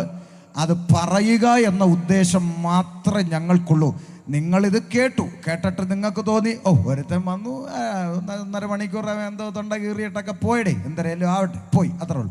നിങ്ങൾക്ക് കേൾക്കണമെങ്കിൽ കേൾക്കാം, വേണമെങ്കിൽ വേണ്ടെന്ന് സ്വീകരിക്കാം, വേണ്ടെങ്കിൽ വേണ്ടെന്ന് വെക്കാം. അതൊക്കെ നിങ്ങളുടെ സൗകര്യമാണ്. അല്ലാതെ ഇവിടെ ഒരു കൺവെൻഷൻ നടത്തി പ്രസംഗിച്ചിട്ട് മര്യാദയ്ക്ക് ഇങ്ങോട്ട് വന്നോണം എന്ന് പറയുന്നൊരു പരിപാടി ഞങ്ങൾക്കില്ല. സ്വർഗത്തിലെ ദൈവം ഇത് സകല മനുഷ്യരോടും പ്രസംഗിക്കണമെന്ന് പറഞ്ഞു. എന്തിനാ? ആമേൻ. നിത്യതയിൽ മരണത്തിനപ്പുറത്ത് മരണാനന്തര ജീവിതത്തിൽ ന്യായവിധിക്കായി നീ സർവ്വസൃഷ്ടാവിൻ്റെ മുമ്പിൽ ഒറ്റയ്ക്ക് നിൽക്കുന്ന ഒരു ദിവസമുണ്ട്, അല്ലേ? നമ്മുടെ കാട്ടാക്കടക്കാരൻ വിക്ടർ ഫിലിപ്പ് എഴുതിയ പാട്ട് കാസറ്റിൽ ഇങ്ങനെ പാടി. ആമേൻ. വന്നത് ജനിച്ചത് ഒറ്റയ്ക്ക്, അല്ലേ? ജീവിക്കുന്നത് ഒറ്റയ്ക്ക്, മരിക്കുന്നത് ഒറ്റയ്ക്ക്, മേപ്പോട്ട് പോകുന്നതും ഒറ്റയ്ക്ക്, അങ്ങനെ ഒറ്റയ്ക്ക്. ആമേൻ, അല്ലേ? വരുന്നില്ല എന്ന് കരഞ്ഞു പറഞ്ഞാലും പോയേ മതിയാകൂ എന്ന് അദ്ദേഹം കാസറ്റിലൂടെ പാടിയത് നിങ്ങൾ കേട്ടിട്ടില്ലേ? ആമേൻ. വരുന്നില്ല എന്ന് കരഞ്ഞു പറഞ്ഞാലും മരണം വിളിച്ചാൽ പോയേ മതിയാകൂ. എത്ര മസിലുള്ളവനും പോയേ മതിയാകൂ, സമ്പത്തുള്ളവനും പോയേ മതിയാകൂ, ആരോഗ്യമുള്ളവനും പോയേ മതിയാകൂ, ഏതൊക്കെ മേഖലയിലുള്ളവനും പോയേ മതിയാകൂ. സിനിമാ നടനായാലും രാഷ്ട്രീയക്കാരനായാലും ഭരണാധികാരിയായാലും പോലീസുകാരനായാലും ഈ ഉലകത്തിൽ ജീവിക്കുന്ന എത്ര വലിയ മഹാന്മാരായാലും മരണം വിളിച്ചാൽ പോയേ മതിയാകൂ. ഞാൻ വരുന്നില്ല, അല്ലെങ്കിൽ പോയിട്ട് നാളെ വാന്നൊന്നും പറഞ്ഞാൽ ഒക്കുകയില്ല, പോയേ മതിയാകൂ. അങ്ങനെ മരണത്തിൻ്റെ അപ്പുറത്ത് സൃഷ്ടാവിൻ്റെ മുമ്പിൽ നിൽക്കുമ്പോൾ ഈ സുവിശേഷത്തെക്കുറിച്ച്, അയ്യോ എൻ്റെ യേശുവേ ഞാനിത് കേട്ടിട്ടില്ല, ആമേൻ, എന്നെ എപ്പോഴെങ്കിലും ഒരിക്കലെങ്കിലും ഒന്ന് കേൾപ്പിച്ചിരുന്നെങ്കിൽ ഞാൻ 10 വട്ടം വിശ്വസിച്ചേനെ കർത്താവേ എന്നൊന്നും കരയാൻ കള്ളിക്കാടുകാർക്ക് ഇനി പറ്റത്തില്ല. കാരണം കാലങ്ങളായി ഈ സുവിശേഷം ഇവിടെ കേൾപ്പിച്ചുകൊണ്ടേയിരിക്കുക. പല വിഭാഗത്തിൽ നിന്നുള്ളവനെ കൊണ്ടുവന്ന് പ്രസംഗിച്ചു, പാരമ്പര്യ ക്രിസ്ത്യാനിയെ കൊണ്ടുവന്ന് പ്രസംഗിച്ചു, ആമേ, ഹൈന്ദവ മാർഗത്തിൽ നിന്നുള്ളവനെ കൊണ്ടുവന്ന് പ്രസംഗിച്ചു. കൊല്ലത്ത് നിന്ന് മുസ്ലിം പാരമ്പര്യത്തിൽ നിന്ന് ഒരുത്തനെ കൊണ്ടുവന്ന് തത്തയ്ക്ക് ബുദ്ധി പറഞ്ഞു കൊടുക്കുന്ന പോലെ ലളിതമായി പറഞ്ഞു കേൾപ്പിച്ചു. ഇനി അറിയത്തില്ലെന്നൊന്നും പറയാനൊരു വകുപ്പുമില്ല. അതുകൊണ്ട് വേദപുസ്തകം പറയുന്ന ഇത്രയേ ഉള്ളൂ, സകല സൃഷ്ടിയോടും ഈ സുവിശേഷം പ്രസംഗിക്കണം, ചെവിയുള്ളവൻ കേൾക്കട്ടെ, അത്ര മാത്രമേ ഉള്ളൂ. അതുകൊണ്ട് മാന്യ സഹോദരങ്ങളോട് ഞാൻ ഒരു ക്ഷമാപണത്തോടെ പറയാം, ഒരു 2-3 ദിവസം നിങ്ങൾ ഞങ്ങളോട് ക്ഷമിക്കുക, 2-3 ദിവസം നിങ്ങൾ ഞങ്ങളെ ഒന്ന് കേൾക്കുക, അത്രമാത്രമേ ഉള്ളൂ. അതുകൊണ്ട് നിങ്ങൾക്കൊരു ദോഷവും വരികയില്ല. കാരണം ഞങ്ങളാരും തെറിയല്ലല്ലോ വിളിച്ചു പറയുന്നത്. കള്ളു കുടിച്ചിട്ട് റോഡിൽ നിന്ന് മുണ്ടും മടക്കി കുത്തി ഒരുത്തൻ തെറി വിളിച്ചാൽ എത്ര മണിക്കൂർ വേണമെങ്കിലും കേട്ടുകൊണ്ട് നിൽക്കാൻ ആളുകൾക്കൊരു മടിയില്ല. ഈ പഞ്ചായത്തിൽ പരസ്യമായി പഞ്ചായത്ത് സ്റ്റേഡിയത്തിൽ ചുംബന സമരം നടത്തിയാൽ അത് കാണാൻ ആളുകൾക്കൊരു മടിയുമില്ല. എന്നാൽ കുടിക്കല്ലേ വലിക്കല്ലേ എന്നൊക്കെ പറയുന്നത് കേൾക്കാൻ ഇച്ചിരി ബുദ്ധിമുട്ടാണ്. എന്നാലും 2-3 ദിവസം നിങ്ങൾ ഞങ്ങളോടൊന്ന് ക്ഷമിച്ചേക്കുക. കാരണം ഇത് സകല സൃഷ്ടിയോടും പ്രസംഗിക്കണമെന്നുള്ളത് സ്വർഗത്തിലെ ദൈവത്തിൻ്റെ കൽപ്പനയാണ്. അപ്പൊ പിന്നെ ചില ചേട്ടന്മാർ പ്രസംഗിക്കണ്ട എന്നൊക്കെ പറയും. അതിന് ഇത് ഇന്ത്യയല്ലേ? തൽക്കാലം ഇന്ത്യ അല്ലാതിരിക്കുവാണെങ്കിൽ നമുക്ക് നോക്കാൻ. തൽക്കാലം ഇത് ഇന്ത്യയല്ലേ? ഇവിടെ എല്ലാവർക്കും പ്രസംഗിക്കാം, ഇവിടെ എല്ലാവർക്കും പ്രസംഗിക്കാം.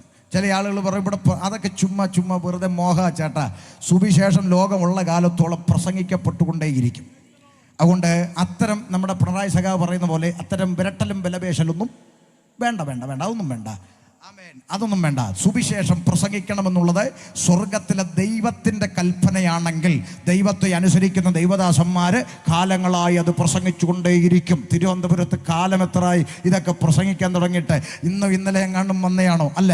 അതുകൊണ്ട് ഈ സന്ദേശം ഞങ്ങൾ ഇങ്ങനെ പരസ്യമായി പ്രസംഗിക്കുന്നത് നാട്ടുകാരോട് എന്തെങ്കിലും ദേഷ്യം തീർക്കാനോ, അല്ലെങ്കിൽ ആരോടെങ്കിലും ശബ്ദം കെട്ടിവെച്ച് ബുദ്ധിമുട്ടിക്കാനോ, അല്ലെങ്കിൽ മറ്റുള്ള ആളുകൾക്ക് എന്തെങ്കിലും ദോഷം വരുത്താനൊന്നും അല്ല. പിന്നെന്താന്ന് ചോദിച്ചാൽ ഇത്രയേ ഉള്ളൂ, ഇത് സകല സൃഷ്ടിയോടും പ്രസംഗിക്കണമെന്നുള്ളത് പ്രാണനെ തന്ന ദൈവത്തിൻ്റെ കൽപ്പനയാണ്. ഹല്ലേലൂയ. അതിൻ്റെ കൂടെ ഒരു കാര്യം കൂടെ ചേർത്ത് ഞാൻ പറയാം. യേശു എന്താ കൽപ്പിച്ചത്? സകല സൃഷ്ടിയോടും പോയി നല്ല വാർത്ത അറിയിക്കണമെന്നല്ലേ വിനു പാസ്റ്ററെ? അങ്ങനല്ലേ പറഞ്ഞേ? ഈ നല്ല വാർത്ത, സുവിശേഷം, നല്ല വാർത്ത എല്ലാവരോടും പറയണമെന്ന് പറഞ്ഞ്. പക്ഷേ ഇന്ന് നമ്മുടെ കയ്യിലും കുറച്ച് കുഴപ്പമുണ്ട്. ഈ നല്ല വാർത്ത പലരും എന്ത് ചെയ്യത്തില്ല, പറയത്തില്ല. അതാ ഈ പ്രശ്നം. എനിക്കൊത്തിരി അനുഭവമുണ്ട്. കാരണം കുറച്ച് വർഷങ്ങൾക്ക് മുമ്പ് ഇവിടെ അടുത്ത് വെള്ളനാടെന്ന് പറഞ്ഞ സ്ഥലമുണ്ട്. ഈ വെള്ളനാടെന്ന് പറഞ്ഞ സ്ഥലത്ത് ഞാൻ കുറച്ച് വർഷങ്ങൾക്ക് പിറകിലാണ് കേട്ടോ.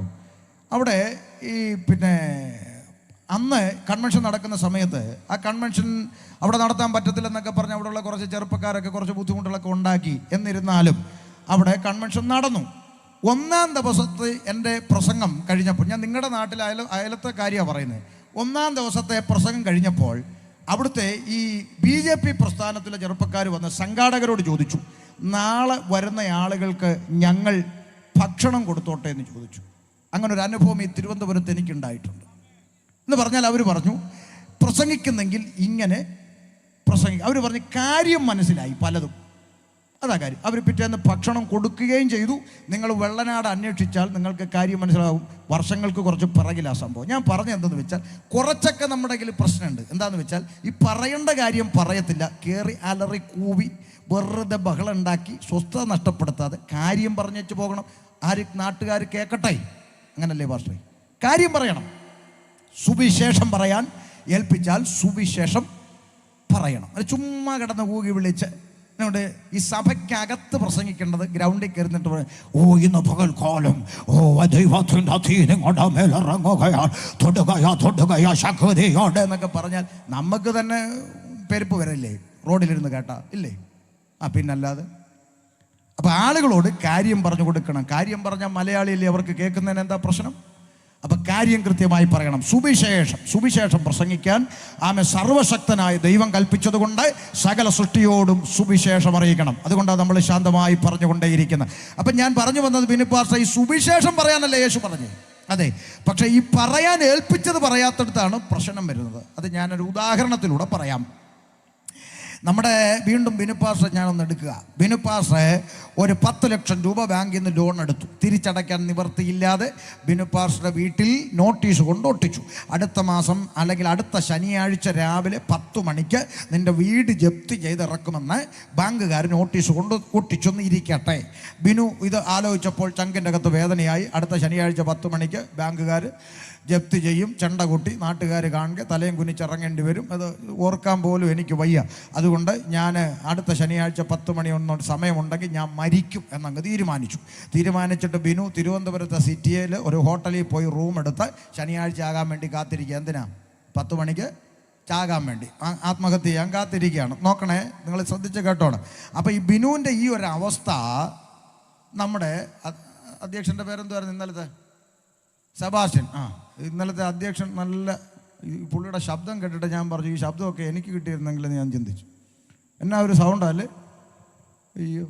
അപ്പോൾ ഈ പുള്ളി സെബാസ്റ്റ്യൻ എന്ന് പറഞ്ഞ ആളെ ഈ വിവരങ്ങൾ അറിഞ്ഞു. ഏതേ ബിനു വർഗീസിൻ്റെ അവസ്ഥ സെബാസ്റ്റ്യൻ അറിഞ്ഞു. എന്നിട്ട് സെബാസ്റ്റ്യൻ പോയി ബിനു വർഗീസിൻ്റെ പേരിൽ ബാങ്കിലുണ്ടായിരുന്ന മുഴുവൻ കടങ്ങളും ആര് തീർത്തു? സെബാസ്റ്റ്യൻ എന്ന വ്യക്തി തീർത്തു. ചോദ്യം, ഇപ്പോൾ ബിനു സ്വതന്ത്രനായോ? അല്ലേ? ബിനു സ്വതന്ത്രനായി. ഇനി ബിനുവിന് തല ഉയർത്തി ഇതിലേക്കൂടെ നടക്കാം, അല്ലേ? ഒരു പ്രശ്നമില്ല, നാണക്കിടക്കം മാറി ബിനുവിന് സന്തോഷത്തോടെ ഇവിടെ തല ഉയർത്തി ജീവിക്കാം. കടമെല്ലാം സെബാസ്റ്റ്യൻ തീർത്തിരിക്കുക. പക്ഷേ ശ്രദ്ധിക്കൂ, പക്ഷേ ഈ വിവരം ആരറിയുന്നില്ല? ബിനു അറിയുന്നില്ല. ബിനു ശനിയാഴ്ച ആകാൻ കാത്തിരിക്കുക. എന്തിനാ? മരിക്കാം. മരണം കാത്ത്, മരണത്തിനധീനനായി മരണം കാത്ത് ലോഡ്ജിൽ റൂമെടുത്ത് ഒളിച്ചു താമസിക്കുന്ന ബിനുവിനോട് ഈ നല്ല വാർത്ത ഒന്ന് അറിയിക്കണമെന്ന് കടം തീർത്തവന് മോഹം. മനസ്സിലാക്കാൻ വേണ്ടി പറയുക, കടം തീർത്തവനൊരു മോഹം. ഈ നല്ല വാർത്ത ബിനുവിനെ ഒന്ന് പോയി അറിയിക്കണം. തല ഉയർത്തിപ്പിടിച്ച് ജീവിക്കട, സന്തോഷത്തോടെ ജീവിക്കെന്ന് പറയുന്ന നല്ല വാർത്ത, നിന്റെ കടം മുഴുവൻ ഞാൻ തീർത്തു എന്നുള്ള നല്ല വാർത്ത അറിയിക്കാൻ ബിനുവിൻ്റെ അടുക്കലേക്ക് ചാക്കോച്ചനെ പറഞ്ഞു വിട്ടു. ആര്? കടം തീർത്ത സെബാസ്റ്റ്യൻ ചാക്കോച്ചനെ പറഞ്ഞു വിട്ടു. ഇനി ശ്രദ്ധിച്ചോണം. ചാക്കോച്ചൻ നേരെ ലോഡ്ജി വന്നു. ലോഡ്ജി വന്നിട്ട് ചാക്കോച്ചൻ കോളിംഗ് ബെല്ലടിച്ചു. കോളിംഗ് ബെല്ലടിച്ചപ്പോൾ ബിനു വാതിൽ തുറന്നു. ഉടനെ ഈ പുള്ളി, ഈ പറഞ്ഞു വിട്ട പുള്ളി, ആരാ? ചാക്കോ പറഞ്ഞു വിട്ട പുള്ളി കഥ ഇങ്ങനെ ബിനു ഇങ്ങനെ തുറന്നപ്പോൾ ഈ ചാക്കോ പറയാം, ബിനു ബിനു ബിനു എന്നൊരു പേര് എന്നെ കാണിക്കുന്നു. ഇന്ന് നടക്കുന്ന കാര്യം ഞാൻ നിങ്ങളോട് പറയുക കേട്ടോ. ഉടനെ ഈ ബിനു കഥ വെച്ചിട്ട് തുറന്നിട്ട് ഞാനാ ബിനു. ചില കടഭാരത്തിൻ്റെ മണ്ഡലങ്ങൾ, കടഭാരമുണ്ട്, മരിക്കണമെന്ന് ചിന്തിക്കുന്ന ചില മേഖലകൾ ഞാൻ കാണും. ഭാരപ്പെടണ്ട, ഒരു 3 ദിവസം വിഷയത്തിൻ്റെ പുറത്ത് കയറി ഇരുന്നാൽ മതി, നമുക്ക് ആ ബന്ധനം അഴിക്കാം. ഞാൻ ചോദിക്കട്ടെ പാസ്റ്ററെ, യവനെ എന്തിനാ വിട്ടെ? നിങ്ങൾ ഇപ്പം ചിരിക്കും, പിന്നെ നിങ്ങൾ മാറിയിരുന്നിട്ട് പറയും ഇങ്ങേരെ എവിടെയും വിളിക്കരുത് കേട്ടോ എന്നൊക്കെ പറയും. എനിക്കറിയാമെന്ന്. എന്നെ കൺവെൻഷന് വിളിച്ചെന്നറിഞ്ഞപ്പോൾ തന്നെ മിനിമം 4 ഭാഷന്മാർ സംഘാടകരെ വിളിച്ച് കാണും. ചെമീർ കൊല്ലത്തെ വിളിച്ചു, അയ്യോ അങ്ങേര് നമ്മളെ കുറ്റം പറയുമെന്ന് പറയും. നിങ്ങൾ പറ, ഇത് പറയാതിരിക്കുന്നത് എങ്ങനെ? ഇവനെ എന്തിനാ അയച്ചേ പറ? ഒരുത്തൻ കടം തീർത്തു അല്ലേ? ആ നല്ല വാർത്ത ഒന്ന് പോയി പറയാനല്ലേ അയച്ചേ? ഏവൻ വന്നിട്ട് പറയാ ബന്ധനം. എടാ, ഒരുത്തൻ അഴിച്ചില്ലേ? നമ്മുടെ സകല പാപവും സകല ശാപവും സാമേ നമുക്ക് പകരമായി യേശു ക്രൂശിൽ ഏറ്റുവാങ്ങി. ആമേ സകല പാപത്തിൽ നിന്നും ശാപത്തിൽ നിന്നും രോഗത്തിൽ നിന്നും സകല ബന്ധനങ്ങളിൽ നിന്നും അവൻ നമ്മെ വിടുവിച്ചു. സ്വർഗരാജ്യത്തിൻ്റെ അവകാശിയാക്കി ഏത് സമയത്തും ധൈര്യത്തോടെ ആമേ അബ്ബാ പിതാവ് എന്ന് വിളിച്ചുകൊണ്ട് കൃപാസനത്തോട് അടുത്തു വരുവാൻ പുത്രത്വത്തിൻ്റെ ആത്മാവിനെ അവൻ നമുക്ക് നൽകി എന്ന് എഴുതിയിരിക്കുമ്പോൾ ഇനി നമ്മുടെ ശാപം അഴിക്കാൻ തങ്കവും താരവും വേണോ? അത് തന്നെയാണ് ഞാനും പറഞ്ഞു. എന്താ പാസ്റ്ററെ പറഞ്ഞത്? തെറ്റുണ്ടോ പാസ്റ്ററെ? വചനപ്രകാരം തെറ്റുണ്ടോ ഞാൻ പറഞ്ഞത്? ഞാൻ ബൈബിൾ കോളേജിലൊന്നും പഠിക്കാത്തൊരു മനുഷ്യനാണ്, അതുകൊണ്ട് സീനിയറായിട്ടുള്ള ദൈവദാസന്മാർ എനിക്ക് പറഞ്ഞു തന്നാൽ ഞാൻ തിരുത്താം. തെറ്റുണ്ടോ പാസ്റ്ററെ ഞാൻ പറഞ്ഞു? തെറ്റില്ല എന്നാണ് പറഞ്ഞു. അന്നേരം ഇനിയും പറയും. അപ്പം യേശു പറയാൻ ഏൽപ്പിച്ച സകല സൃഷ്ടിയോടും സുവിശേഷം അറിയിക്കണം. എൻ്റെയും നിൻ്റെയും പാപത്തിന് പരിഹാരം വരുത്തുവാൻ, എനിക്കും നിനക്കും ചെയ്യാൻ കഴിയാതിരുന്നതിനെ സാധ്യമാക്കുവാൻ, എൻ്റെയും നിൻ്റെയും നരകശിക്ഷയിൽ നിന്ന് രക്ഷിച്ചെടുപ്പാൻ സാക്ഷാൽ ദൈവം വേഷത്തിൽ മനുഷ്യനായി ഇറങ്ങി വന്ന് ഞാനും നീയും അനുഭവിക്കേണ്ടിയിരുന്ന നരകശിക്ഷ സ്വന്തം ചുമലിൽ ഏറ്റുവാങ്ങി അവൻ ഓരോ ചാട്ടവാറടിക്കും പീസായി മാംസകഷണങ്ങൾ ഇളകിത്തെറിച്ചു പോയിട്ടും തലയ്ക്കകത്ത് മുൾക്കിരീടം അടിച്ചടിച്ച് കയറ്റിയിട്ടും അവസാനത്തെ തുള്ളി രക്തം വരെ ഒഴുകിപ്പോയിട്ടും നെഞ്ചിൻ്റെ അകത്ത് വിലാപ്പുറത്ത് കുന്തം കൊണ്ടൊരുത്തം കുത്തിയപ്പോൾ പുറത്തേക്ക് വരുവാൻ ഒറ്റത്തുള്ളി രക്തം ബാക്കിയില്ലാതെ വെള്ളം പുറപ്പെട്ടവനായി കിടന്നിട്ടും പ്രവാചകൻ എഴുതി വെച്ചൊരു വാചകമുണ്ട്, അവൻ വായ തുറക്കാതിരുന്നു. അല്ലേ പാസ്റ്റേ? അവൻ വായ തുറക്കാതിരുന്നു. ഇന്ന് രാത്രി യേശുവിനോടൊന്ന് ചോദിക്കുക, യേശുവേ ആമേ കാറ്റേ അടങ്ങ്, കടലേ ശാന്തമാക് എന്ന ഒറ്റ വാക്കുകൊണ്ട് പ്രകൃതിയെ അനുസരിപ്പിച്ചവനല്ലേ അങ്ങ്? ലാസറേ പുറത്തു വാ എന്ന ഒറ്റ വാക്കുകൊണ്ട് മരിച്ചവനെ ജീവിപ്പിച്ചവനല്ലേ അങ്ങ്? ഒരു വാക്ക് കൽപ്പിച്ചിരുന്നെങ്കിൽ റോമാ സാമ്രാജ്യം മുഴുവൻ കത്തിച്ചാമ്പലായി പോകാനുള്ള അധികാരം നാക്കിൻ്റെ തുമ്പത്തുണ്ടായിട്ടും അങ്ങ് എന്തുകൊണ്ട് വായ തുറക്കാതിരുന്നു എന്ന ചോദ്യത്തിന് ഇന്ന് രാത്രി സ്വർഗത്തിലെ ദൈവം മറുപടി പറയും. അത് നിനക്ക് വേണ്ടി വേണ്ടിയാണ് സഹോദരി, അത് നിനക്ക് വേണ്ടിയാണ് സഹോദര, അത് നിനക്ക് വേണ്ടിയാണ് കള്ളിക്കാട്, അത് നിനക്ക് വേണ്ടിയാണ്. എനിക്കും നിനക്കും പകരമായി ഞാനും നീയും അനുഭവിക്കേണ്ടിയിരുന്ന നരകശിക്ഷ യേശു ഏറ്റുവാങ്ങി. പ്രാണനെ തന്ന് മനുഷ്യരെ സ്നേഹിച്ച ഇത്രയധികം സ്നേഹം, ഇങ്ങനെ ഒരു സ്നേഹം ലോകത്തിൽ ഒരു അവതാരങ്ങളും മനുഷ്യനോട് കാണിച്ചിട്ടില്ല. അത്രയധികം മനുഷ്യവർഗത്തെ സ്നേഹിക്കുന്ന ഒരു ദൈവത്തെ എങ്ങനെ ഞങ്ങൾ പ്രസംഗിക്കാതിരിക്കുമെന്ന് പറ. ആമേ. സകല മനുഷ്യന്റെയും പാപത്തിന് പരിഹാരം വരുത്തി മരിച്ച് അടക്കപ്പെട്ട് ഉയർത്തെഴുന്നേറ്റ യേശുക്രിസ്തു സകല മനുഷ്യരോടും സുവിശേഷം പ്രസംഗിപ്പിനെന്ന് ശിഷ്യന്മാരെ പരമേൽപ്പിച്ചു. സ്നേഹിതരെ, കള്ളിക്കാട്ടെ എൻ്റെ പ്രിയ സഹോദരങ്ങളെ, ആമേൻ, സ്വർഗത്തിലെ ദൈവത്തിൻ്റെ കൽപ്പനയായതുകൊണ്ടാണ് ഞങ്ങൾ ഇങ്ങനെ പ്രസംഗിക്കുന്നത്. നിങ്ങൾ ഒന്ന് ക്ഷമിച്ചേക്കുക. Praise the Lord. ഉയർത്തെഴുന്നേറ്റ കർത്താവായ യേശുക്രിസ്തു സ്വർഗാരോഹണം ചെയ്യുന്ന നിമിഷം വന്നപ്പോൾ ശിഷ്യന്മാർ തല ഉയർത്തി ഇങ്ങനെ നോക്കി നിൽക്കുകയാ. യേശു ഒലിവുമലയിലേക്ക് പ്രവേശിച്ചു. അവിടെ നിന്ന് മേഘങ്ങളിൽ രൂപാന്തരപ്പെട്ട് സ്വർഗാരോഹണം ചെയ്യുമ്പോൾ തല ഉയർത്തി നിൽക്കുന്ന ശിഷ്യന്മാരുടെ അടുക്കലേക്ക് വെള്ളവസ്ത്രധാരിയായ 2 മാലാഖ ഇറങ്ങി വന്നുകൊണ്ട് ശിഷ്യന്മാരോട് പറഞ്ഞ ഒരു വാചകം വിശുദ്ധ തിരുവെഴുത്തിൽ രേഖപ്പെടുത്തിയിരിക്കുന്നു. അപ്പോസ്തല പ്രവൃത്തി 1-ാം അധ്യായം 11-ാമത്തെ തിരുവചനം ഒന്ന് വായിച്ചു കേൾക്കാം നമുക്ക്. 1:11 വായിച്ചാട്ടെ. ഒന്ന് വായിച്ചോ, മൈക്കിൽ കൂടെ വായിച്ചു. ഗലീല പുരുഷന്മാരെ, നിങ്ങൾ ആകാശത്തിലേക്ക് നോക്കി നിൽക്കുന്നതെന്ത്? നിങ്ങൾ ആകാശത്തിലേക്ക് തല ഉയർത്തി നിൽക്കുന്നത് എന്ത്? നിങ്ങളെ വിട്ട് സ്വർഗാരോഹണം ചെയ്ത ഈ യേശുവിനെ സ്വർഗത്തിലേക്ക് പോകുന്നവനായി നിങ്ങൾ കണ്ടതുപോലെ തന്നെ അവൻ വീണ്ടും വരുമെന്ന് പറഞ്ഞു. യേശു വീണ്ടും മടങ്ങി വരുമെന്ന് പറഞ്ഞു. ഇന്ന് രാത്രി കള്ളിക്കാടിനോട് ഞങ്ങൾ വിളംബരം ചെയ്യുന്നു. ഈ ലോകം ഇന്ന് വരെ കണ്ടിട്ടില്ലാത്തതും ഇനി ഒരിക്കലും കാണാത്തതുമായ ഒരു മഹാസംഭവം ഈ ലോകത്തിൽ വെളിപ്പെടാൻ പോകുന്നു. അത് മറ്റൊന്നല്ല, ഇന്ന് രാത്രി ഷമീർ പ്രസംഗിക്കുന്ന യേശുക്രിസ്തു കാഹളനാദം മുഴക്കിക്കൊണ്ട് ഈ വാനമേഘെ മടങ്ങി വരാനുള്ള കാലം ഇതാ അടുത്തിരിക്കുന്നു. അതുകൊണ്ട് ഞങ്ങൾ പരസ്യമായി വിളംബരം ചെയ്യുന്നു, യേശു വരാറായി. ഹല്ലേലൂയ. ഇതൊക്കെ ഒരു കളിയായിട്ട് ആളുകൾക്ക് തോന്നുന്നല്ലേ? ആളുകൾക്ക് ഇതെല്ലാം ഒരു പരിഹാസമായി, ഒരു തമാശയായി, ഒരു ചിരിയായി, കളിയായിട്ടൊക്കെയാ ആളുകളിൽ പലർക്കും ഇത് തോന്നുന്നത്. പണ്ടൊക്കെ ദൈവദാസന്മാർ സ്റ്റേജിൽ കയറി നിന്നുകൊണ്ട് യേശു വരാറായി, യേശു വരാറായി എന്നൊക്കെ പറയുമ്പോൾ ഉള്ളം കൊണ്ടൊക്കെ നമ്മളൊക്കെ ചിരിച്ചു. യവന്മാർ കാലം എത്രയായി പറയാൻ തുടങ്ങിയിട്ട്, യേശു ഇതുവരെ വന്നില്ല, യേശു ഇനി വീണ്ടും വരുമെന്നാണ് ഇവർ പറഞ്ഞുകൊണ്ടിരിക്കുന്നത്. വന്നില്ല. പക്ഷെ ഒരു കാര്യം ഓർക്കണം, അന്ന് പറഞ്ഞു തുടങ്ങിയ സകല അടയാളങ്ങളും ഇന്ന് നിവൃത്തിപഥത്തിലെത്തി നിൽക്കുകയാ. യുദ്ധങ്ങളും ക്ഷാമങ്ങളും ഭൂകമ്പങ്ങളും അപടപടങ്ങളിൽ ഉണ്ടാകുമെന്ന് പറഞ്ഞതും, രാജ്യം രാജ്യത്തോട് എതിർക്കുമെന്ന് പറഞ്ഞതും, ജാതി ജാതിയോട് അടിക്കുമെന്ന് പറഞ്ഞതും, മനുഷ്യൻ മനുഷ്യരോട് എതിർക്കുമെന്ന് പറഞ്ഞതും, ആകാശത്തിലും ഭൂമിക്കും എന്ത് സംഭവിക്കാൻ പോകുന്നെന്ന് ഓർത്തുകൊണ്ട് മനുഷ്യൻ നിലവിളിക്കുമെന്നും വെപ്രാളപ്പെടുമെന്നും ഒക്കെ എഴുതി വെച്ചതെല്ലാം ഈ കാലഘട്ടത്തിൽ നടന്നു കഴിഞ്ഞില്ലേ? ഇല്ലേ? പിന്നെ ഒടുവിലായി ഒന്നും കൂടെ പറഞ്ഞു, ഈ സുവിശേഷം ഭൂലോകമൊക്കെയും ഒന്ന് പ്രസംഗിക്കപ്പെടണം. കർത്താവ് മടങ്ങി വരും.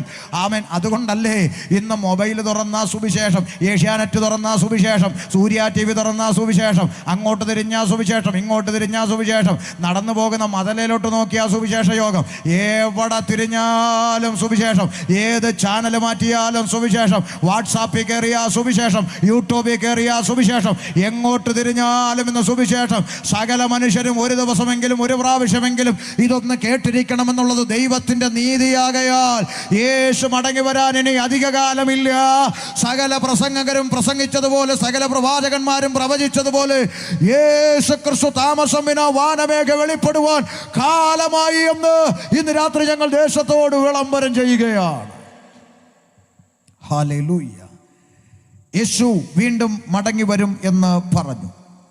ഇത് കേട്ടിട്ട് ശിഷ്യന്മാർ എന്ത് ചെയ്തു എന്നാണ് താഴേക്ക് വായിക്കുന്നത്. വായിച്ചു കൊടുത്താട്ടെ.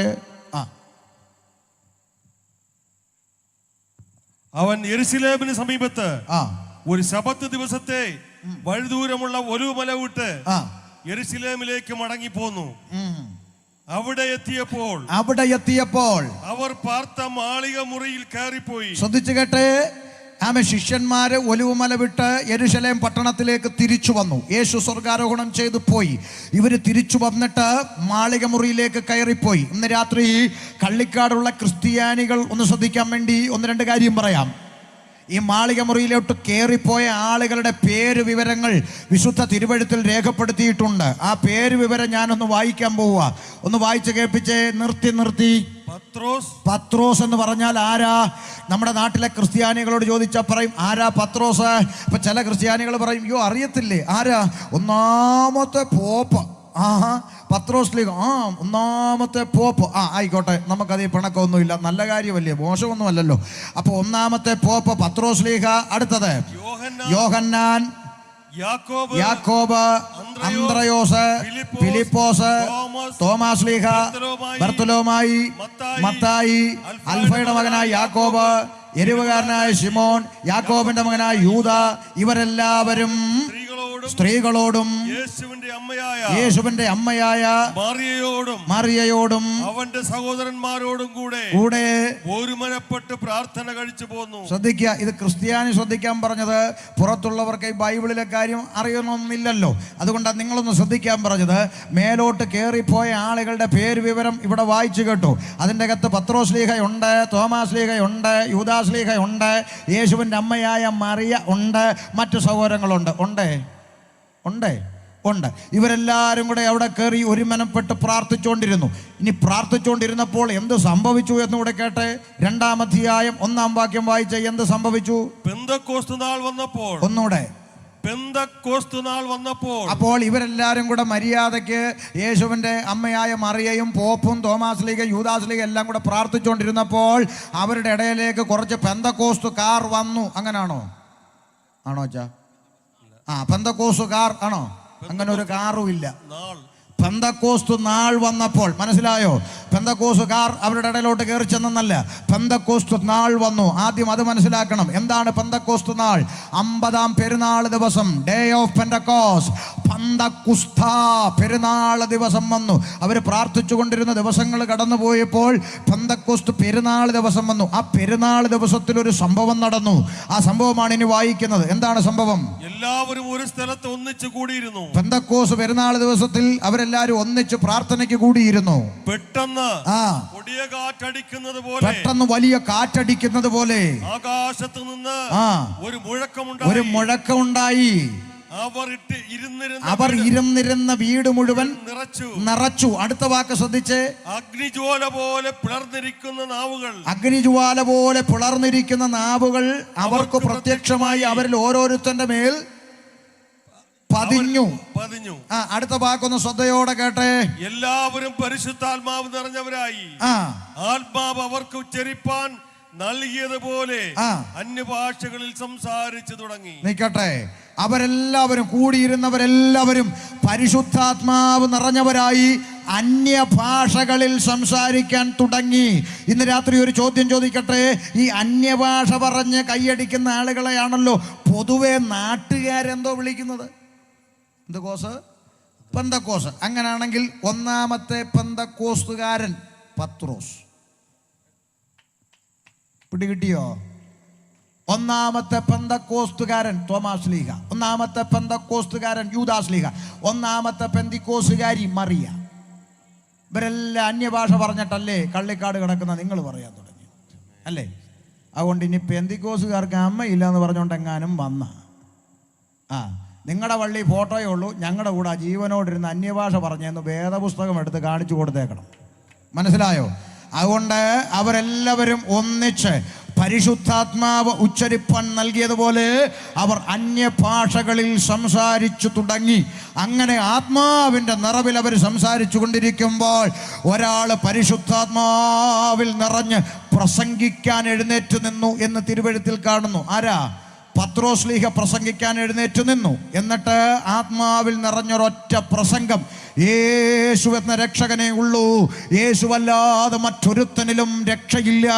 പാപത്തിൽ നിന്ന് മനുഷ്യന് മോക്ഷം നേടാൻ ആകാശത്തിന്റെ കീഴിൽ മനുഷ്യരുടെ ഇടയിൽ നൽകപ്പെട്ട ഒരു നാമം, അത് യേശുക്രിസ്തുവിന്റെ നാമമാണ് എന്ന് പരിശുദ്ധാത്മാവിൽ നിറഞ്ഞ പത്രോസ്ലീഹ സുവിശേഷം പ്രസംഗിക്കുമ്പോൾ കേട്ടുകൊണ്ടിരുന്നവരിൽ എന്ത് സംഭവിച്ചെന്ന് ഒന്ന് കേട്ടെ. 2-ാം അധ്യായം 37-ാമത്തെ തിരുവചന ഭാഗം ഒന്ന് വായിച്ചു കൊടുത്തേ. എന്ത് സംഭവിച്ചു? ഇത് കേട്ടിട്ട്, പത്രോസിന്റെ പ്രസംഗം കേട്ടിട്ട് അവർ ഹൃദയത്തിൽ കുത്തുകൊണ്ട്. കേട്ടവരുടെ ഹൃദയത്തിൽ എന്തുകൊണ്ടു? ദൈവമക്കൾ പറ കുത്തുകൊണ്ടു. അപ്പോൾ പരിശുദ്ധാത്മാവ് നിറഞ്ഞവൻ ആത്മാവിന്റെ നിറവിൽ പ്രസംഗിച്ചാൽ എന്തുകൊള്ളും? കുത്തുകൊള്ളും. നിങ്ങളുടെ ആരുടെയെങ്കിലും പുസ്തകത്തിൽ ഇക്കിളി കൊണ്ടെന്നുണ്ടോ? ഉണ്ടോ? ഇല്ല. സകല പുസ്തകത്തിലും എന്താ ഉള്ളത്? കുത്തുകൊണ്ടു. അപ്പൊ പരിശുദ്ധാത്മാവ് നിറഞ്ഞവൻ പ്രസംഗിച്ചാൽ കുത്തുകൊള്ളും. പക്ഷെ ഇപ്പൊ പെന്തക്കോസ്തുകാർക്ക് കുത്തുകൊള്ളുന്ന പ്രസംഗം വേണ്ട. ഇപ്പൊ ഇക്കിളിപ്പെടുത്തുന്നതാണ് താല്പര്യം. നിന്നെ തൊടാൻ പോവാ, പിടിച്ചോ. ഇന്നാളൊരു വട്ടം കയറി എന്ന് പറഞ്ഞു, ആർക്കൊക്കെ വീട് വേണ്ടത്? വീടൊക്കെ എൻ്റെ പോക്കറ്റിൽ കിടക്കുക, ഇന്നാ പിടിച്ചോ എന്ന് പറഞ്ഞു. പോക്കറ്റിൽ നിന്ന് എടുത്ത് എറിഞ്ഞു കൊടുക്കുക. ഇതുപോലെ കുറെ വട്ടന്മാർ, ഭ്രാന്തന്മാരുണ്ട്. ജഡത്തെ സന്തോഷിപ്പിക്കുന്ന ഇത്തരം പ്രസംഗങ്ങളാണ് ഇന്ന് ആളുകൾക്ക് ഇഷ്ടം. എന്നാൽ വേദപുസ്തകം പറയുന്നു, പരിശുദ്ധാത്മാവിന്റെ നിറവിൽ തിരുവചനം പ്രസംഗിച്ചപ്പോൾ കേട്ടവരുടെ ചങ്കത്ത് കുത്തുകൊണ്ടു. എങ്ങനെ കുത്തുകൊണ്ടു? എന്തുകൊണ്ട് കുത്തുകൊണ്ടു?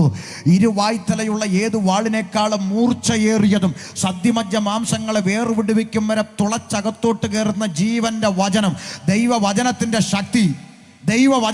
ശക്തി അതകത്തേക്ക് തുളച്ചു കയറുന്ന ജീവന്റെ വചനമാണ്. ഇനി കള്ളിക്കാടുകാർക്ക് വേണ്ടി ഒരു കാര്യം കൂടെ പറയാം. ഈ ജീവന്റെ വചനത്തിന്റെ പ്രത്യേകത എന്തെന്ന് നിങ്ങൾക്കറിയാമോ? ഈ നമ്മുടെ നാട്ടിൽ ചില ആളുകൾ പറയത്തില്ലേ, ഈ ഉപദേശിമാര് ഒരു ജോലിയും കൂലിയൊന്നും ഇല്ല, ഇങ്ങനെ നടക്കുക, കുറെ പേപ്പറും കൊണ്ട് ഇങ്ങനെ നടക്കുക എന്നൊക്കെ പറഞ്ഞിട്ടില്ലേ? കണ്ടിട്ടില്ലേ നിങ്ങൾ? ഈ ഉപദേശിമാരുടെയൊക്കെ കൊങ്ങായ്ക്ക് പിടിക്കാനൊക്കെ ചില ചേട്ടന്മാർ വരുന്നതൊക്കെ നിങ്ങൾ കണ്ടിട്ടില്ലേ? എന്തുകൊണ്ടാണ് ഇങ്ങനെ ഈ പേപ്പറും കൊണ്ട് ഇങ്ങനെ ട്രാക്റ്റ് എന്ന് നമ്മൾ പറയും, ഇത് കൊടുത്തുകൊണ്ട് ഇങ്ങനെ നടക്കുക. പക്ഷേ ഞാൻ ചോദിക്കട്ടെ, എന്തിനാ ഈ നിസാര ഒരു പേപ്പർ കഷ്ണത്തെ ഇത്രയും പേടിക്കുന്നു? ഇതെന്നെ ആരെങ്കിലും കയറി കടിക്കുമോ? പിന്നെ ഈ ഒരു പേപ്പർ കഷ്ണം ഒരുത്തൻ്റെ കയ്യിലോട്ട് കിട്ടിയെന്ന് വിചാരിച്ചിട്ട് ഇവിടെ ആകാശം ഒന്നും ഇടിഞ്ഞു വീഴത്തില്ല, ഉണ്ടാവുമോ? ഇല്ല, ഒന്നും സംഭവിക്കത്തില്ല. പക്ഷെ എന്തിനാ ഇത് പേടിക്കുന്നതെന്നറിയാമോ? ഈ പേപ്പറിൻ്റെ അകത്ത് എഴുതിയിരിക്കുന്ന വചനത്തിന് ജീവനുണ്ട്. ഇനി അതിന് നിങ്ങൾക്ക് ഞാനൊരു ഉദാഹരണം പറഞ്ഞുതരാം. ഈ കോട്ടയം ഭാഗത്ത് സുരേഷ് എന്ന് പറഞ്ഞൊരു ചെറുപ്പക്കാരുണ്ടായിരുന്നു, പല മോഷണ കേസിലൊക്കെ പ്രതിയായ സുരേഷ്. ഈ സുരേഷിനെ പലവട്ടം പോലീസുകാർ പിടിക്കാൻ ശ്രമിച്ചിട്ട് നടക്കാത്തൊരു വ്യക്തിയായിരുന്നു. പിന്നീട് ഒരുവിധം വളഞ്ഞ് പിടിച്ച് സുരേഷിനെ ജയിലിൻ്റെ അകത്ത് കൊണ്ടുവച്ചിട്ട് പോലീസുകാർ നല്ല ഇടിച്ചിട്ട് ഒരൊറ്റ കുറ്റം ഇവൻ എന്ത് ചെയ്യില്ല, ഞാൻ കട്ടിട്ടില്ല, ഞാൻ ചെയ്തിട്ടില്ല, അങ്ങനെ നല്ല പെട്ട കൊടുത്തിട്ട് ഇവൻ ലാസ്റ്റ് ഇട്ടി കൊണ്ട് പഞ്ചറാക്കി മൂലയിലിട്ടു. എന്നിട്ട് പിന്നെ SI പറഞ്ഞു, അപ്പുറത്ത് 2 പൊറോട്ട എങ്ങനെ മേടിച്ചു കൊടുത്തത്, എവിടെ കിടന്ന് ചാകണ്ട എന്ന് പറഞ്ഞു. അപ്പം പോലീസുകാർ അപ്പുറത്തെ ഹോട്ടലിൽ പോയി 2 പൊറോട്ട മേടിച്ച് ഇരുമ്പഴിക്കകത്തൂടെ അങ്ങോട്ട് എറിഞ്ഞു കൊടുത്തു. കുറച്ച് കഴിഞ്ഞപ്പോൾ ഇയാൾ അങ്ങോട്ട് നിലവിളിക്കാൻ തുടങ്ങി, ഞാൻ കള്ളനാണ്, ഞാൻ ഇന്നടുത്ത് മോട്ടിച്ചിട്ടുണ്ട് എന്നൊക്കെ പറഞ്ഞു. അപ്പം പോലീസുകാർ വിചാരിച്ചു ഇനി ഇടി കാണാൻ കൊണ്ട് കിളി പോയോ, നെട്ടളകിയോ എന്നൊക്കെ വിചാരിച്ച് വട്ടായോ. അപ്പോൾ ഇവൻ്റെ അടുത്ത് വന്നിട്ട് പറഞ്ഞടാ, ഇത്ര ഇടി കൊണ്ടിട്ട് സമ്മതിക്കാത്ത നീ എന്നാ ഇപ്പം അവിടെ മോട്ടിച്ചു ഇവിടെ മോട്ടിച്ചു എന്നെല്ലാം വിളിച്ചു പോകുന്നത്, വട്ടായോ എന്ന് ചോദിച്ചപ്പം പുള്ളി പറഞ്ഞു, എനിക്ക് വട്ടില്ല സാറേ, ഞാൻ ഈ പേപ്പർ വായിച്ചാന്ന്. ഏത് പേപ്പർ? അപ്പോൾ വഴിയിൽ കൂടെ നടന്നുപോയ ഉപദേശി ഹോട്ടൽ മുതലാളിക്ക് കൊടുത്തൊരു ട്രാക്റ്റാണ്. അപ്പോൾ ഈ മുതലാളിമാർക്ക് ഇത് ഇച്ചിച്ചിയാണല്ലോ. അപ്പോൾ പുള്ളി ഇത് മേടിച്ചിട്ട് പൊറോട്ട അടിക്കുന്നവനോട് പറഞ്ഞു, എന്നാടാ വല്ല പൊറോട്ടയും പൊതിഞ്ഞു കൊടുക്കുക, ഏവനൊക്കെ ജോലിയും കൂലിയില്ല നടക്കുക എന്ന് പറഞ്ഞു. ആ പൊറോട്ട പൊതിഞ്ഞു കൊടുത്ത പേപ്പർ സുവിശേഷത്തിൻ്റെ പേപ്പർ. അത് വായിച്ചവൻ ജയിലിൻ്റെ അകത്ത് കിടന്ന് മാനസാന്തരപ്പെട്ടവനാണ് ഇപ്പം ചിങ്ങവനത്ത് സുവിശേഷകനായി നടക്കുന്നത്. മനസ്സിലാകുന്നുണ്ടോ? നിസാര ഒരു പേപ്പറിൻ്റെ വേണ്ട, ഇനി എത്ര അനുഭവം വേണം? പിന്നെ മെഡിക്കൽ സ്റ്റോറിൽ നിന്ന് ഫ്യൂരഡാനോ വിഷക്കുപ്പി എങ്ങാണ്ട് മേടിച്ചിട്ട് ആ വിഷം കുടിച്ച് ആത്മഹത്യ ചെയ്യാൻ കുപ്പി പൊതിഞ്ഞു കൊടുത്ത ട്രാക്റ്റ്, അത് വായിച്ച് രക്ഷിക്കപ്പെട്ടവരിവിടെ ഉണ്ട്, കേരളത്തിലുണ്ട്. മനസ്സിലായോ? നാളെ ഒരു അനുഭവം കേട്ടത് പറയാം. ഒരപ്പച്ചൻ ഈ ചെറിയ കോളാമ്പിയും കൊണ്ട് പരസ്യോഗം നടത്തുന്ന ആളുകളെ കണ്ടിട്ടുണ്ടല്ലോ. ഈ കുഞ്ഞു കോളാമ്പിയിലെ ലോട്ടറിക്കാർ കയ്യെ പിടിച്ചുകൊണ്ട് കിടക്കുന്ന നാളെയാണെന്ന് പറയുന്ന ഒരു സാധനമുണ്ടല്ലോ, അതും വെച്ചുകൊണ്ട് പരസ്യോഗം നടത്തുന്ന ഒരപ്പച്ചൻ. ഈ അപ്പച്ചൻ ഒരു ഗ്രാമത്തിലോട്ട് ചെന്നിട്ട് പരസ്യോഗം നടത്താൻ തുനിഞ്ഞപ്പം അവിടുത്തെ പെട്ടിക്കട രാവിലെ തുറക്കുക. ഉടനെ ആ പെട്ടിക്കടക്കാരൻ പറഞ്ഞു, എൻ്റെ പൊന്നുപദേശി രാവിലെ കട തുറന്ന് കൈനീട്ടം പോലും വിറ്റിട്ടില്ല, ഇച്ചിരി അപ്പുറത്തോട്ടം കാണാൻ മാറിയതില്ലെന്ന് പറഞ്ഞു. ഉണ്ട്. ഈ ഉപദേശി കോളാമ്പിയും കൊണ്ട് നേരെ നടന്ന് അപ്പുറത്തെ സൈഡിൽ ചെന്നപ്പം ഈ ജോലിയും കൂലിയും ഇല്ലാതിരിക്കുന്ന ചേട്ടന്മാർക്ക് ഇരിക്കാനുള്ള സ്ഥലമുണ്ടല്ലോ, കലങ്ങ്. ആ കലങ്ങിൻ്റെ പുറത്ത് 4 ചേട്ടന്മാരിരിപ്പുണ്ട്. ഉടനെ അവന്മാർ പറഞ്ഞു, ഇവിടെ ഉപദേശി തല്ല് മേടിക്കണ്ടെങ്കിൽ എടുത്തുകൊണ്ട് പോകണമെന്ന് പറഞ്ഞു. അപ്പോൾ ഈ അപ്പച്ചൻ അവിടുന്ന് എടുത്തുകൊണ്ട് നേരെ പയ്യെ നടന്ന് വേറൊരു സൈഡിൽ ഒരു വളവ് തിരിഞ്ഞപ്പോൾ ഒരു വീട്ടിൻ്റെ ഗേറ്റ് പുറത്തു നിന്ന് പൂട്ടിയിട്ടേക്കുന്നു, കതകും ജനലും എല്ലാം അടച്ചിട്ടേക്കുന്നു. അപ്പോൾ ഈ അപ്പച്ചൻ മനസ്സിലാക്കി ഇവിടെ ആരുമില്ല, ഇവിടുന്ന് ആരും പറഞ്ഞു വിടത്തില്ലെന്ന്. ആ ഗേറ്റിൻ്റെ അടുക്ക ചെന്ന് നിന്ന് പുള്ളി ആ കോളാമ്പി കൂടി ഇങ്ങനെ മാനസാന്തരപ്പെടുകയും യേശു ജീവിക്കുന്നു എന്നൊക്കെ പറഞ്ഞിങ്ങനെ അങ്ങോട്ട് പ്രസംഗിക്കാൻ തുടങ്ങി. സംഭവം എന്താണെന്ന് കേൾക്കണോ? ആ വീട്ടുകാർ കടത്തിൻ്റെ ഭാരം മൂത്ത് വലിയ ലക്ഷങ്ങളുടെ കടമായിട്ട് മക്കളെ ബന്ധുവീട്ടിലൊക്കെ കൊണ്ടാക്കിയിട്ട് അവൻ ആത്മഹത്യ ചെയ്യാൻ വേണ്ടി കെട്ടിയോനും കെട്ടിയോളും കൂടെ കതകൻ ജനലും അടച്ചകത്തിരിക്കുമ്പോൾ കിരികിരാന്നൊരു ശബ്ദം കേൾക്കുക. ഈ വിശക്കുപ്പി കഴിക്കാൻ വേണ്ടി രണ്ടും കൂടെ അങ്ങോട്ടും ഇങ്ങോട്ടും നോക്കി മക്കളെ ഓർത്ത് കണ്ണുനീരൊഴുക്കിക്കൊണ്ടിരിക്കുമ്പോൾ കിരികിരാന്നിങ്ങനെ പിന്നെ ലോട്ടറിക്കാരനെ പോലുള്ള ശബ്ദം കേട്ടിട്ട് ജനൽ ഇച്ചിരി ഒന്ന് തുറന്ന് ചെവി വട്ടം പിടിച്ചപ്പോൾ പറയുക, ആത്മഹത്യ ഒന്നിനും പരിഹാരമല്ല, പരിഹാരമുണ്ട് യേശുവിലെന്ന് പറഞ്ഞ് അല്പനിമിഷം ആ സന്ദേശം അവിടെ കേട്ടിട്ട് മരണത്തിൽ നിന്ന് മാറി ജീവനിലേക്ക് കടന്നു വന്ന സാക്ഷ്യം അടുത്ത കാലത്ത് കേൾക്കുവാനിടയായി. ഞാൻ പറയട്ടെ, ഈ ജീവൻ്റെ വചനം ഇതിന് ജീവനുള്ളതാണ്. ചുമ്മാ അല്ല ഈ പേപ്പർ കഷ്ണത്തെ ഇത്രയും പേടി. 70 വയസ്സുള്ള അപ്പച്ചൻ പേപ്പറും കൊണ്ട് ചെന്നാലും എല്ലാം 4 എണ്ണം ഒന്നിച്ചേ വരത്തുള്ളൂ അടിക്കാൻ, ഇല്ലേ? 70 വയസ്സുള്ള അപ്പച്ചൻ്റെ കുത്തിന് പിടിക്കാൻ 4 എണ്ണം ഒരുമിച്ചേ വരത്തുള്ളൂ. എന്നാ ഈ പേപ്പർ കഷ്ണത്തെ എന്തിനാ പേടിക്കുന്നതെന്ന് ചോദിച്ചാൽ, ഒരു കുടിയൻ്റെ കയ്യിൽ, കഞ്ചാവടിക്കുന്നവൻ്റെ കയ്യിലോ, അല്ലെങ്കിൽ തിന്മയിൽ നടക്കുന്ന ഒരുത്തൻ്റെ കയ്യിലോ, സ്വസ്ഥത നഷ്ടപ്പെട്ട ഒരുത്തൻ്റെ കയ്യിലോ, ജീവിതത്തിൻ്റെ പ്രതീക്ഷ നഷ്ടപ്പെട്ട ഒരുത്തൻ്റെ കയ്യിലോ, അല്ലെങ്കിൽ കുടുംബം തകർന്നു പോയ ഒരുത്തൻ്റെ കയ്യിലോ, മരിച്ചാൽ മതി എന്ന് ചിന്തിച്ച് നടക്കുന്ന ഒരുത്തൻ്റെ കയ്യിലോ ആശ്വാസത്തിൻ്റെ വചനങ്ങൾ എത്തിക്കഴിയുമ്പോൾ ആ പേപ്പറിൽ എഴുതപ്പെട്ടിരിക്കുന്ന ജീവൻ്റെ വചനം അവൻ്റെ അകത്ത് ക്രിയ ചെയ്ത് അവൻ്റെ ജീവിതത്തിൻ്റെ ചരിത്രം മാറ്റിമറിക്കാൻ കഴിയുന്ന ജീവനുള്ള ദൈവത്തിൻ്റെ വചനം. അതുകൊണ്ട് ആ തിരുവെഴുത്തിൽ എഴുതിയിരിക്കുന്ന ആദിയിൽ വചനമുണ്ടായിരുന്നു, വചനം ദൈവത്തോടു കൂടെയായിരുന്നു, വചനം ദൈവമായിരുന്നു.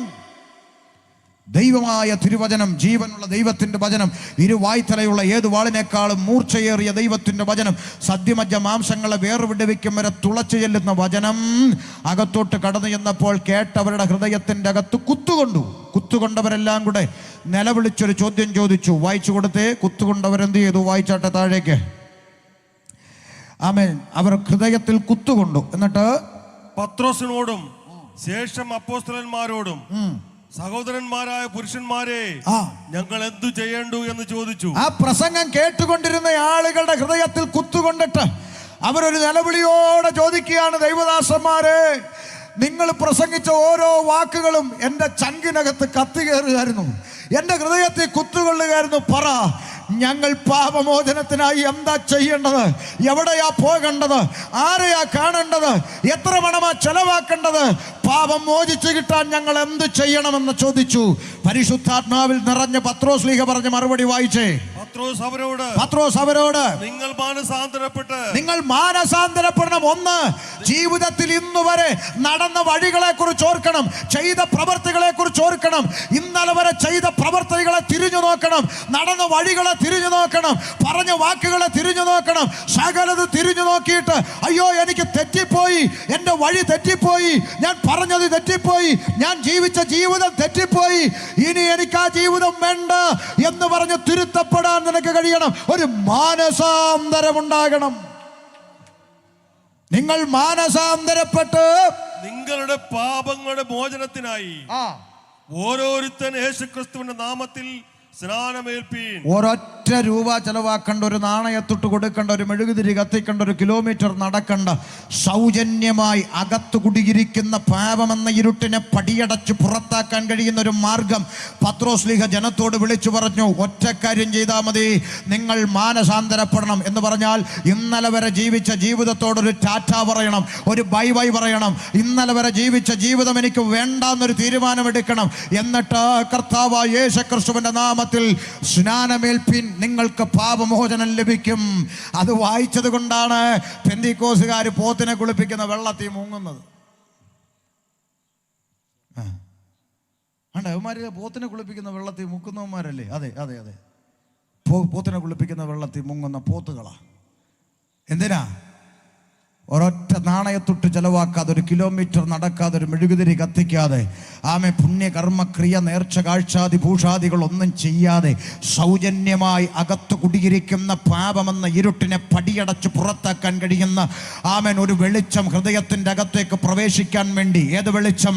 ഞാൻ ലോകത്തിൻ്റെ വെളിച്ചമാകുന്നു, എന്നിൽ വസിക്കുന്നവരാരും ഇരുളിൽ നടക്കുകയില്ല എന്ന് പ്രസ്താവിച്ച യേശു ക്രിസ്തു എന്ന മഹാവെളിച്ചത്തെ ഹൃദയത്തിൻ്റെ അകത്തേക്ക് സ്വീകരിക്കാൻ വേണ്ടി ഇന്നലെ വരെ ജീവിച്ച ജീവിതത്തോട്, ഇന്നലെ വരെ നടന്ന വഴികളോട്, ഇന്നലെ വരെ പ്രവർത്തിച്ച പ്രവൃത്തിയോട്, ഇന്നലെ വരെ പറഞ്ഞ വാക്കുകളോട് ടാറ്റ ടാറ്റ എന്ന് പറഞ്ഞുകൊണ്ട് സ്വർഗത്തിലെ ദൈവത്തിന് വേണ്ടി ജീവിക്കാൻ പുതിയൊരു ജീവിതം തിരഞ്ഞെടുത്തുകൊണ്ട് ഹൃദയത്തിൻ്റെ വാതിൽ യേശുവിനായി തുറന്നു കൊടുക്കുമ്പോൾ, യേശു എന്ന വെളിച്ചം അകത്തേക്ക് പ്രവേശിക്കുന്ന നിമിഷം നിന്റെ അകത്ത് കുടിയിരിക്കുന്ന പാപമെന്ന ഇരുട്ടിനെ സൗജന്യമായി പറിച്ചെടുത്ത് പുറത്തെറിഞ്ഞിട്ട്, നാളെ മുതൽ ഇന്നലെ വരെ നീ ഭാരമാണെന്ന് പറഞ്ഞ്, നീ ഭൂമിക്ക് ഭാരമാണെന്ന് പറഞ്ഞ് അതേ പഞ്ചായത്തിൽ അതേ ആളുകളെ കൊണ്ട് അവനൊരു അനുഗ്രഹിക്കപ്പെട്ടവനാണെന്ന് മാറ്റി പറയിക്കുന്ന, നിന്റെ ജീവിതത്തിന്റെ ചരിത്രം തിരുത്തി കുറിക്കാൻ കഴിയുന്ന ഒരേ ഒരു സന്ദേശമുണ്ടെങ്കിൽ അതാണ് ഇന്ന് രാത്രി വിളംബരം ചെയ്യുന്ന യേശുക്രിസ്തുവിന്റെ സുവിശേഷം. ആമേൻ. അയ്യോ, അത് ചുമ്മാ ആവേശം കൊണ്ട് തള്ളിയതല്ല കേട്ടോ. പണ്ട് കൂട്ടുകാരുമായി കള്ളും കുടിച്ച്, എൻ്റെ നാട്ടിലെ കവലേക്കൂടെ കൂട്ടുകാരുമായി കള്ളും കുടിച്ച് ഞങ്ങളിങ്ങനെ കൈലിയൊക്കെ ഉടുത്ത് വായിൽ പാക്കും പാൻപരാഗും ഒക്കെ ചവച്ച് ഞങ്ങൾ കൂട്ടുകാരുമായി കവലേക്കൂടെ ഇങ്ങനെ മുണ്ടും മടക്കി കുത്തി ആടി ആടി നടക്കുമ്പോൾ ഞങ്ങളുടെ കവലയിലുള്ള പെട്ടിക്കടക്കാർ വിരൽ ചൂണ്ടി, ഏതാ ഇവനൊക്കെ, ഏതാ അവനേതാന്നൊക്കെ ചോദിച്ചാൽ അടുത്തിരിക്കുന്ന പറയൂ, അറിയത്തില്ലേ ഏതാ? ഓ ഇല്ല, സലാമിൻ്റെ മോനാണ്. സലാമിൻ? ജമീലയുടെ മോനെ. ഇളയ കുഞ്ഞിൻ്റെ കൊച്ചുമോനെന്ന് എന്ന് പറഞ്ഞാൽ എൻ്റെ ഉമ്മാടെ ബാപ്പ നാട്ടിൽ അറിയപ്പെടുന്ന ഇച്ചിരി താരമാരും, പുള്ളിയുടെ പേരിലേ അറിയത്തുള്ളൂ. അപ്പോൾ പറഞ്ഞു ഇളയ കുഞ്ഞിൻ്റെ കൊച്ചുമോൻ. ഇളയ കുഞ്ഞിൻ്റെ കൊച്ചുമോനാ പോകുന്നു അവന്, അയ്യോ എന്നൊക്കെ പറഞ്ഞൊരു കാലം. ആ കാലത്തിൻ്റെ നടുവിൽ നിന്ന് ഇന്ന് എൻ്റെ നാട്ടിലെ കവലയിൽ ഞാൻ വാഹനത്തിൽ ചെന്നിറങ്ങിയാൽ കുറഞ്ഞ പക്ഷം ചെറുപ്പക്കാരും മുണ്ടിൻ്റെ ആ മടിക്കുത്തെങ്കിലും ഒന്ന് അഴിച്ചിട്ട് ഒന്ന് ബഹുമാനിക്കുന്ന നിലയിൽ ജീവിതത്തിൻ്റെ ചരിത്രം അങ്ങ് തിരുത്തി എഴുതിയ ഒരു സന്ദേശമുണ്ടെങ്കിൽ അതാണ് അഭിമാനത്തോടെ ഇന്ന് രാത്രിയിൽ ഈ കവലയിൽ, ഈ ഗ്രൗണ്ടിൽ അഭിമാനത്തോടെ വിളംബരം ചെയ്യുന്ന യേശുക്രിസ്തുവിന്റെ സുവിശേഷം. മനസ്സിലായില്ലേ? അതുകൊണ്ട് എന്നെ കേൾക്കുന്ന യുവ സ്നേഹിത, കൂട്ടുകാരാ, കൂടപ്പുറപ്പെ, ചെറുപ്പക്കാരാ, നീ നന്നാവത്തില്ല, നീ മുടിഞ്ഞു പോകും, നീ ഭൂമിക്ക് ഭാരമാന്നൊക്കെ ആരും പറഞ്ഞോട്ടെ. നീ നന്നാകത്തില്ലെന്ന് ഈ സമൂഹം വിധിക്കട്ടെ, നിനക്കിനി രക്ഷയില്ലെന്ന് പറയട്ടെ. എന്നാൽ ഇന്ന് രാത്രി അനുഭവത്തിൽ നിന്നുകൊണ്ട് ഞാൻ നിന്നോട് പറയുക, നിന്റെ സഹോദരനായിട്ട് പറയുക, ഇല്ല, നിന്റെ ജീവിതത്തിന്റെ ചരിത്രം മാറ്റിമറിക്കാൻ കഴിയുന്ന ഒരു ദൈവമാണ് ഇന്ന് രാത്രി ഷമീർ അബ്ദുൽ സലാം പ്രസംഗിക്കുന്ന യേശുക്രിസ്തുവെങ്കിൽ ഒരു നാണയത്തൊട്ട് ചെലവില്ലാതെ ഇന്ന് രാത്രി മാനസാന്തരപ്പെട്ട് ഇന്നലെ വരെ ജീവിച്ച ജീവിതത്തോട് ടാറ്റ പറഞ്ഞ് ഇന്ന് രാത്രി നിന്റെ ഹൃദയത്തിന്റെ വാതിൽ യേശുവിനായി തുറക്കപ്പെടുന്നെങ്കിൽ നിന്റെ ജീവിതത്തിന്റെ ചരിത്രം മാറ്റിമറിക്കാൻ കഴിയുന്ന ഒരു ദൈവമാണ് ഇന്ന് രാത്രി ഞാൻ പ്രസംഗിക്കുന്ന യേശുക്രിസ്തു. കരങ്ങൾ ഉയർത്തി ദൈവത്തെ സ്തുതിച്ചാണ്. ആമേൻ. ഈ കസേരയിൽ ഇരിക്കുന്ന എത്ര ചെറുപ്പക്കാരുണ്ടെന്ന് നിങ്ങൾ പരിശോധിക്കൂ.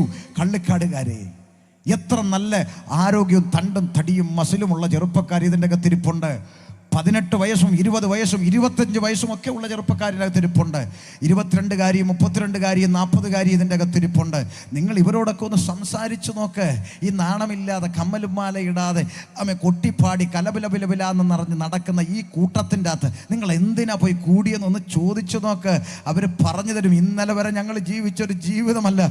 ഇന്ന് ഞങ്ങൾക്ക് പറയാൻ ഒരുപക്ഷെ സമ്പത്തില്ലായിരിക്കും, ഞങ്ങൾക്ക് മണിമാളികൾ പറയാനില്ലായിരിക്കും, ബാങ്കിൽ വലിയ അക്കൗണ്ട് ബാലൻസ് പറയാനില്ലായിരിക്കും. പക്ഷെ ഇന്ന് ഞങ്ങൾ അനുഭവിക്കുന്ന ഒരു സമാധാനമുണ്ടല്ലോ, കുടുംബജീവിതത്തിനകത്ത് അനുഭവിക്കുന്ന ഒരു സന്തോഷമുണ്ടല്ലോ.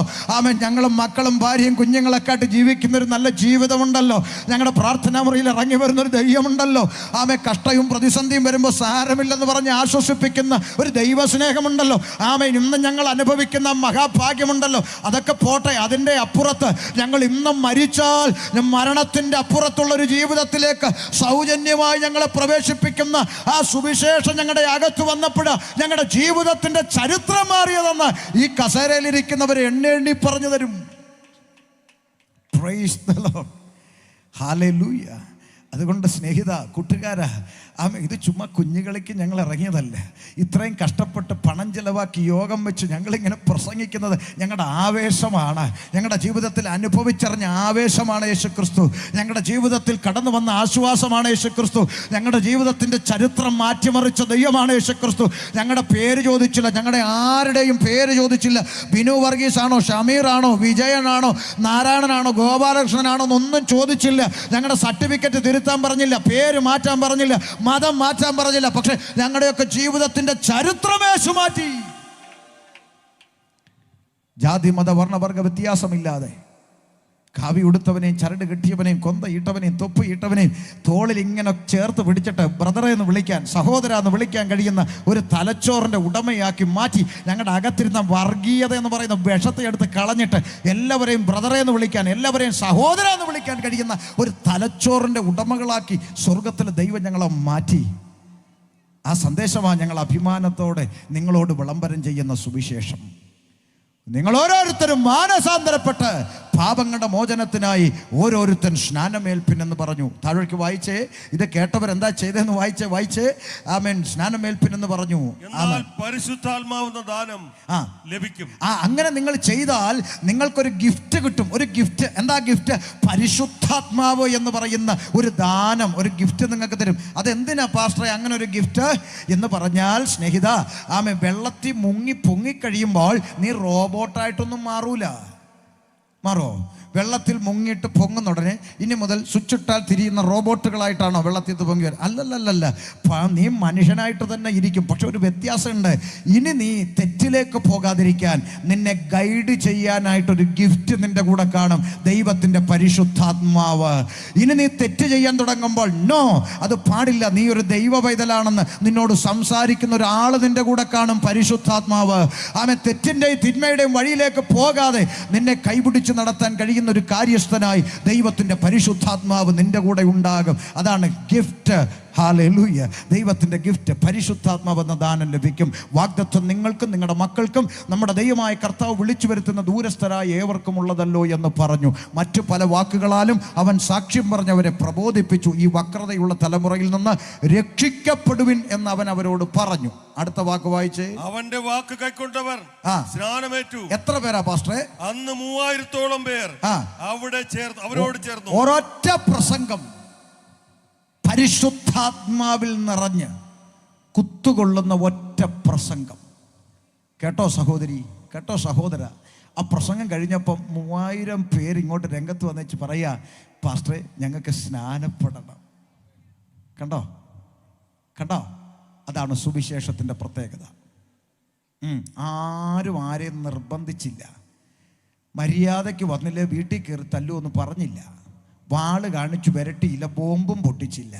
സുവിശേഷം അകത്തോട്ട് ചെന്ന് തറച്ചപ്പോൾ 3000 എണ്ണം രംഗത്ത് വന്നിട്ട് പറയാ, ഞങ്ങൾക്ക് സ്നാനമേൽക്കണം. ഹല്ലേലൂയ. അങ്ങനെയാ ആമേൻ ദൈവസഭ വളർന്നത്, അല്ലേ? ഒരു വീട് വാടകയ്ക്ക് എടുത്തൊരു ഉപദേശിയും ഭാര്യയും കൂടെ കൊട്ടിപ്പാടും. ആമേൻ ആകെപ്പാടെ 2 പേരുണ്ട്, പായുമുണ്ട്. അപ്പുറത്തെ പറമ്പിൽ ആമേൻ പുല്ല് തിന്നാൻ കൊണ്ട് കെട്ടിയ പശുവാണ് ആകെ കൂടെ ഇത് കേട്ടുകൊണ്ടിരുന്നത്. അപ്പം അപ്പുറത്തെ പശുവിനെ കെട്ടാൻ വന്ന ചേട്ടൻ എന്ന് പറഞ്ഞു, ആമേൻ 2 എണ്ണം അവിടെ ഇരുന്ന് കൊട്ടുന്നുണ്ട്. ആമേൻ 2 പേരും ഉണ്ട്, എൻ്റെ പശുവും ഉണ്ട്, ഇത്രയേ ഉള്ളെന്ന് പറഞ്ഞു. 6 മാസം കഴിഞ്ഞപ്പോൾ ആ 2 പേര് കൊട്ടിയെടുത്ത് 60 പേരായി. ഇതല്ലേ ഇവിടെ നടക്കണേ എന്ന് പറഞ്ഞാൽ, സുവിശേഷ ഹൃദയത്തിൻ്റെ അകത്തേക്ക് ചെന്ന് തട്ടിയപ്പോൾ ഒറ്റ പ്രസംഗത്തിൽ 3000 പേര് വന്ന് ഞങ്ങൾക്ക് സ്നാനപ്പെടണം. ഹല്ലേലൂയ. ആമേൻ. അന്ന് 3000-ഓളം പേര് അവരോട് ചേർന്നു. അടുത്ത വാക്ക് വായിച്ചോ. അവർ അപ്പോസ്തലന്മാരുടെ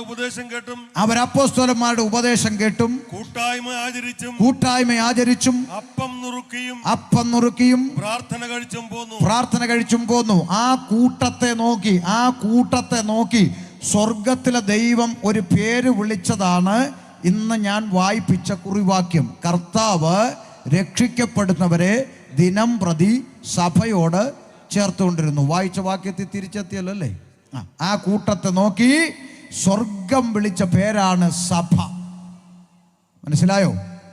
അതുകൊണ്ട് ഞങ്ങൾ ഏതെങ്കിലും ഒരു പ്രത്യേക പള്ളിക്കാരോ ഏതെങ്കിലും ഒരു പ്രത്യേക വിഭാഗക്കാരോ ഒന്നല്ല, സഭയാ. എന്താ സഭ? രക്ഷിക്കപ്പെട്ടവരുടെ കൂട്ടം, സ്നാനപ്പെട്ടവരുടെ കൂട്ടം, ആത്മനിറവ് പ്രാപിച്ച കൂട്ടം, ഉപദേശമുള്ള കൂട്ടം, അപ്പം നുറുക്കുന്ന കൂട്ടം, പ്രാർത്ഥന കഴിക്കുന്ന കൂട്ടം. ആ കൂട്ടത്തിൻ്റെ അകത്ത് സുരേഷുണ്ട്, സുമേഷുണ്ട്, രതീഷുണ്ട്, രമേശുണ്ട്, നാരായണനുണ്ട്, ഷമീറുണ്ട്, സിയാദുണ്ട്, നസീറുണ്ട്, ഷാജഹാനുണ്ട്, റംല തോമസ് ഉണ്ട്. ആമേൻ. ഇവിടെ ഇരിക്കുന്ന ചാക്കോച്ചനുണ്ട്, തോമസ് ഉണ്ട്, ബിനു വർഗീസ് ഉണ്ട്, സെബാസ്റ്റ്യൻ ഉണ്ട്.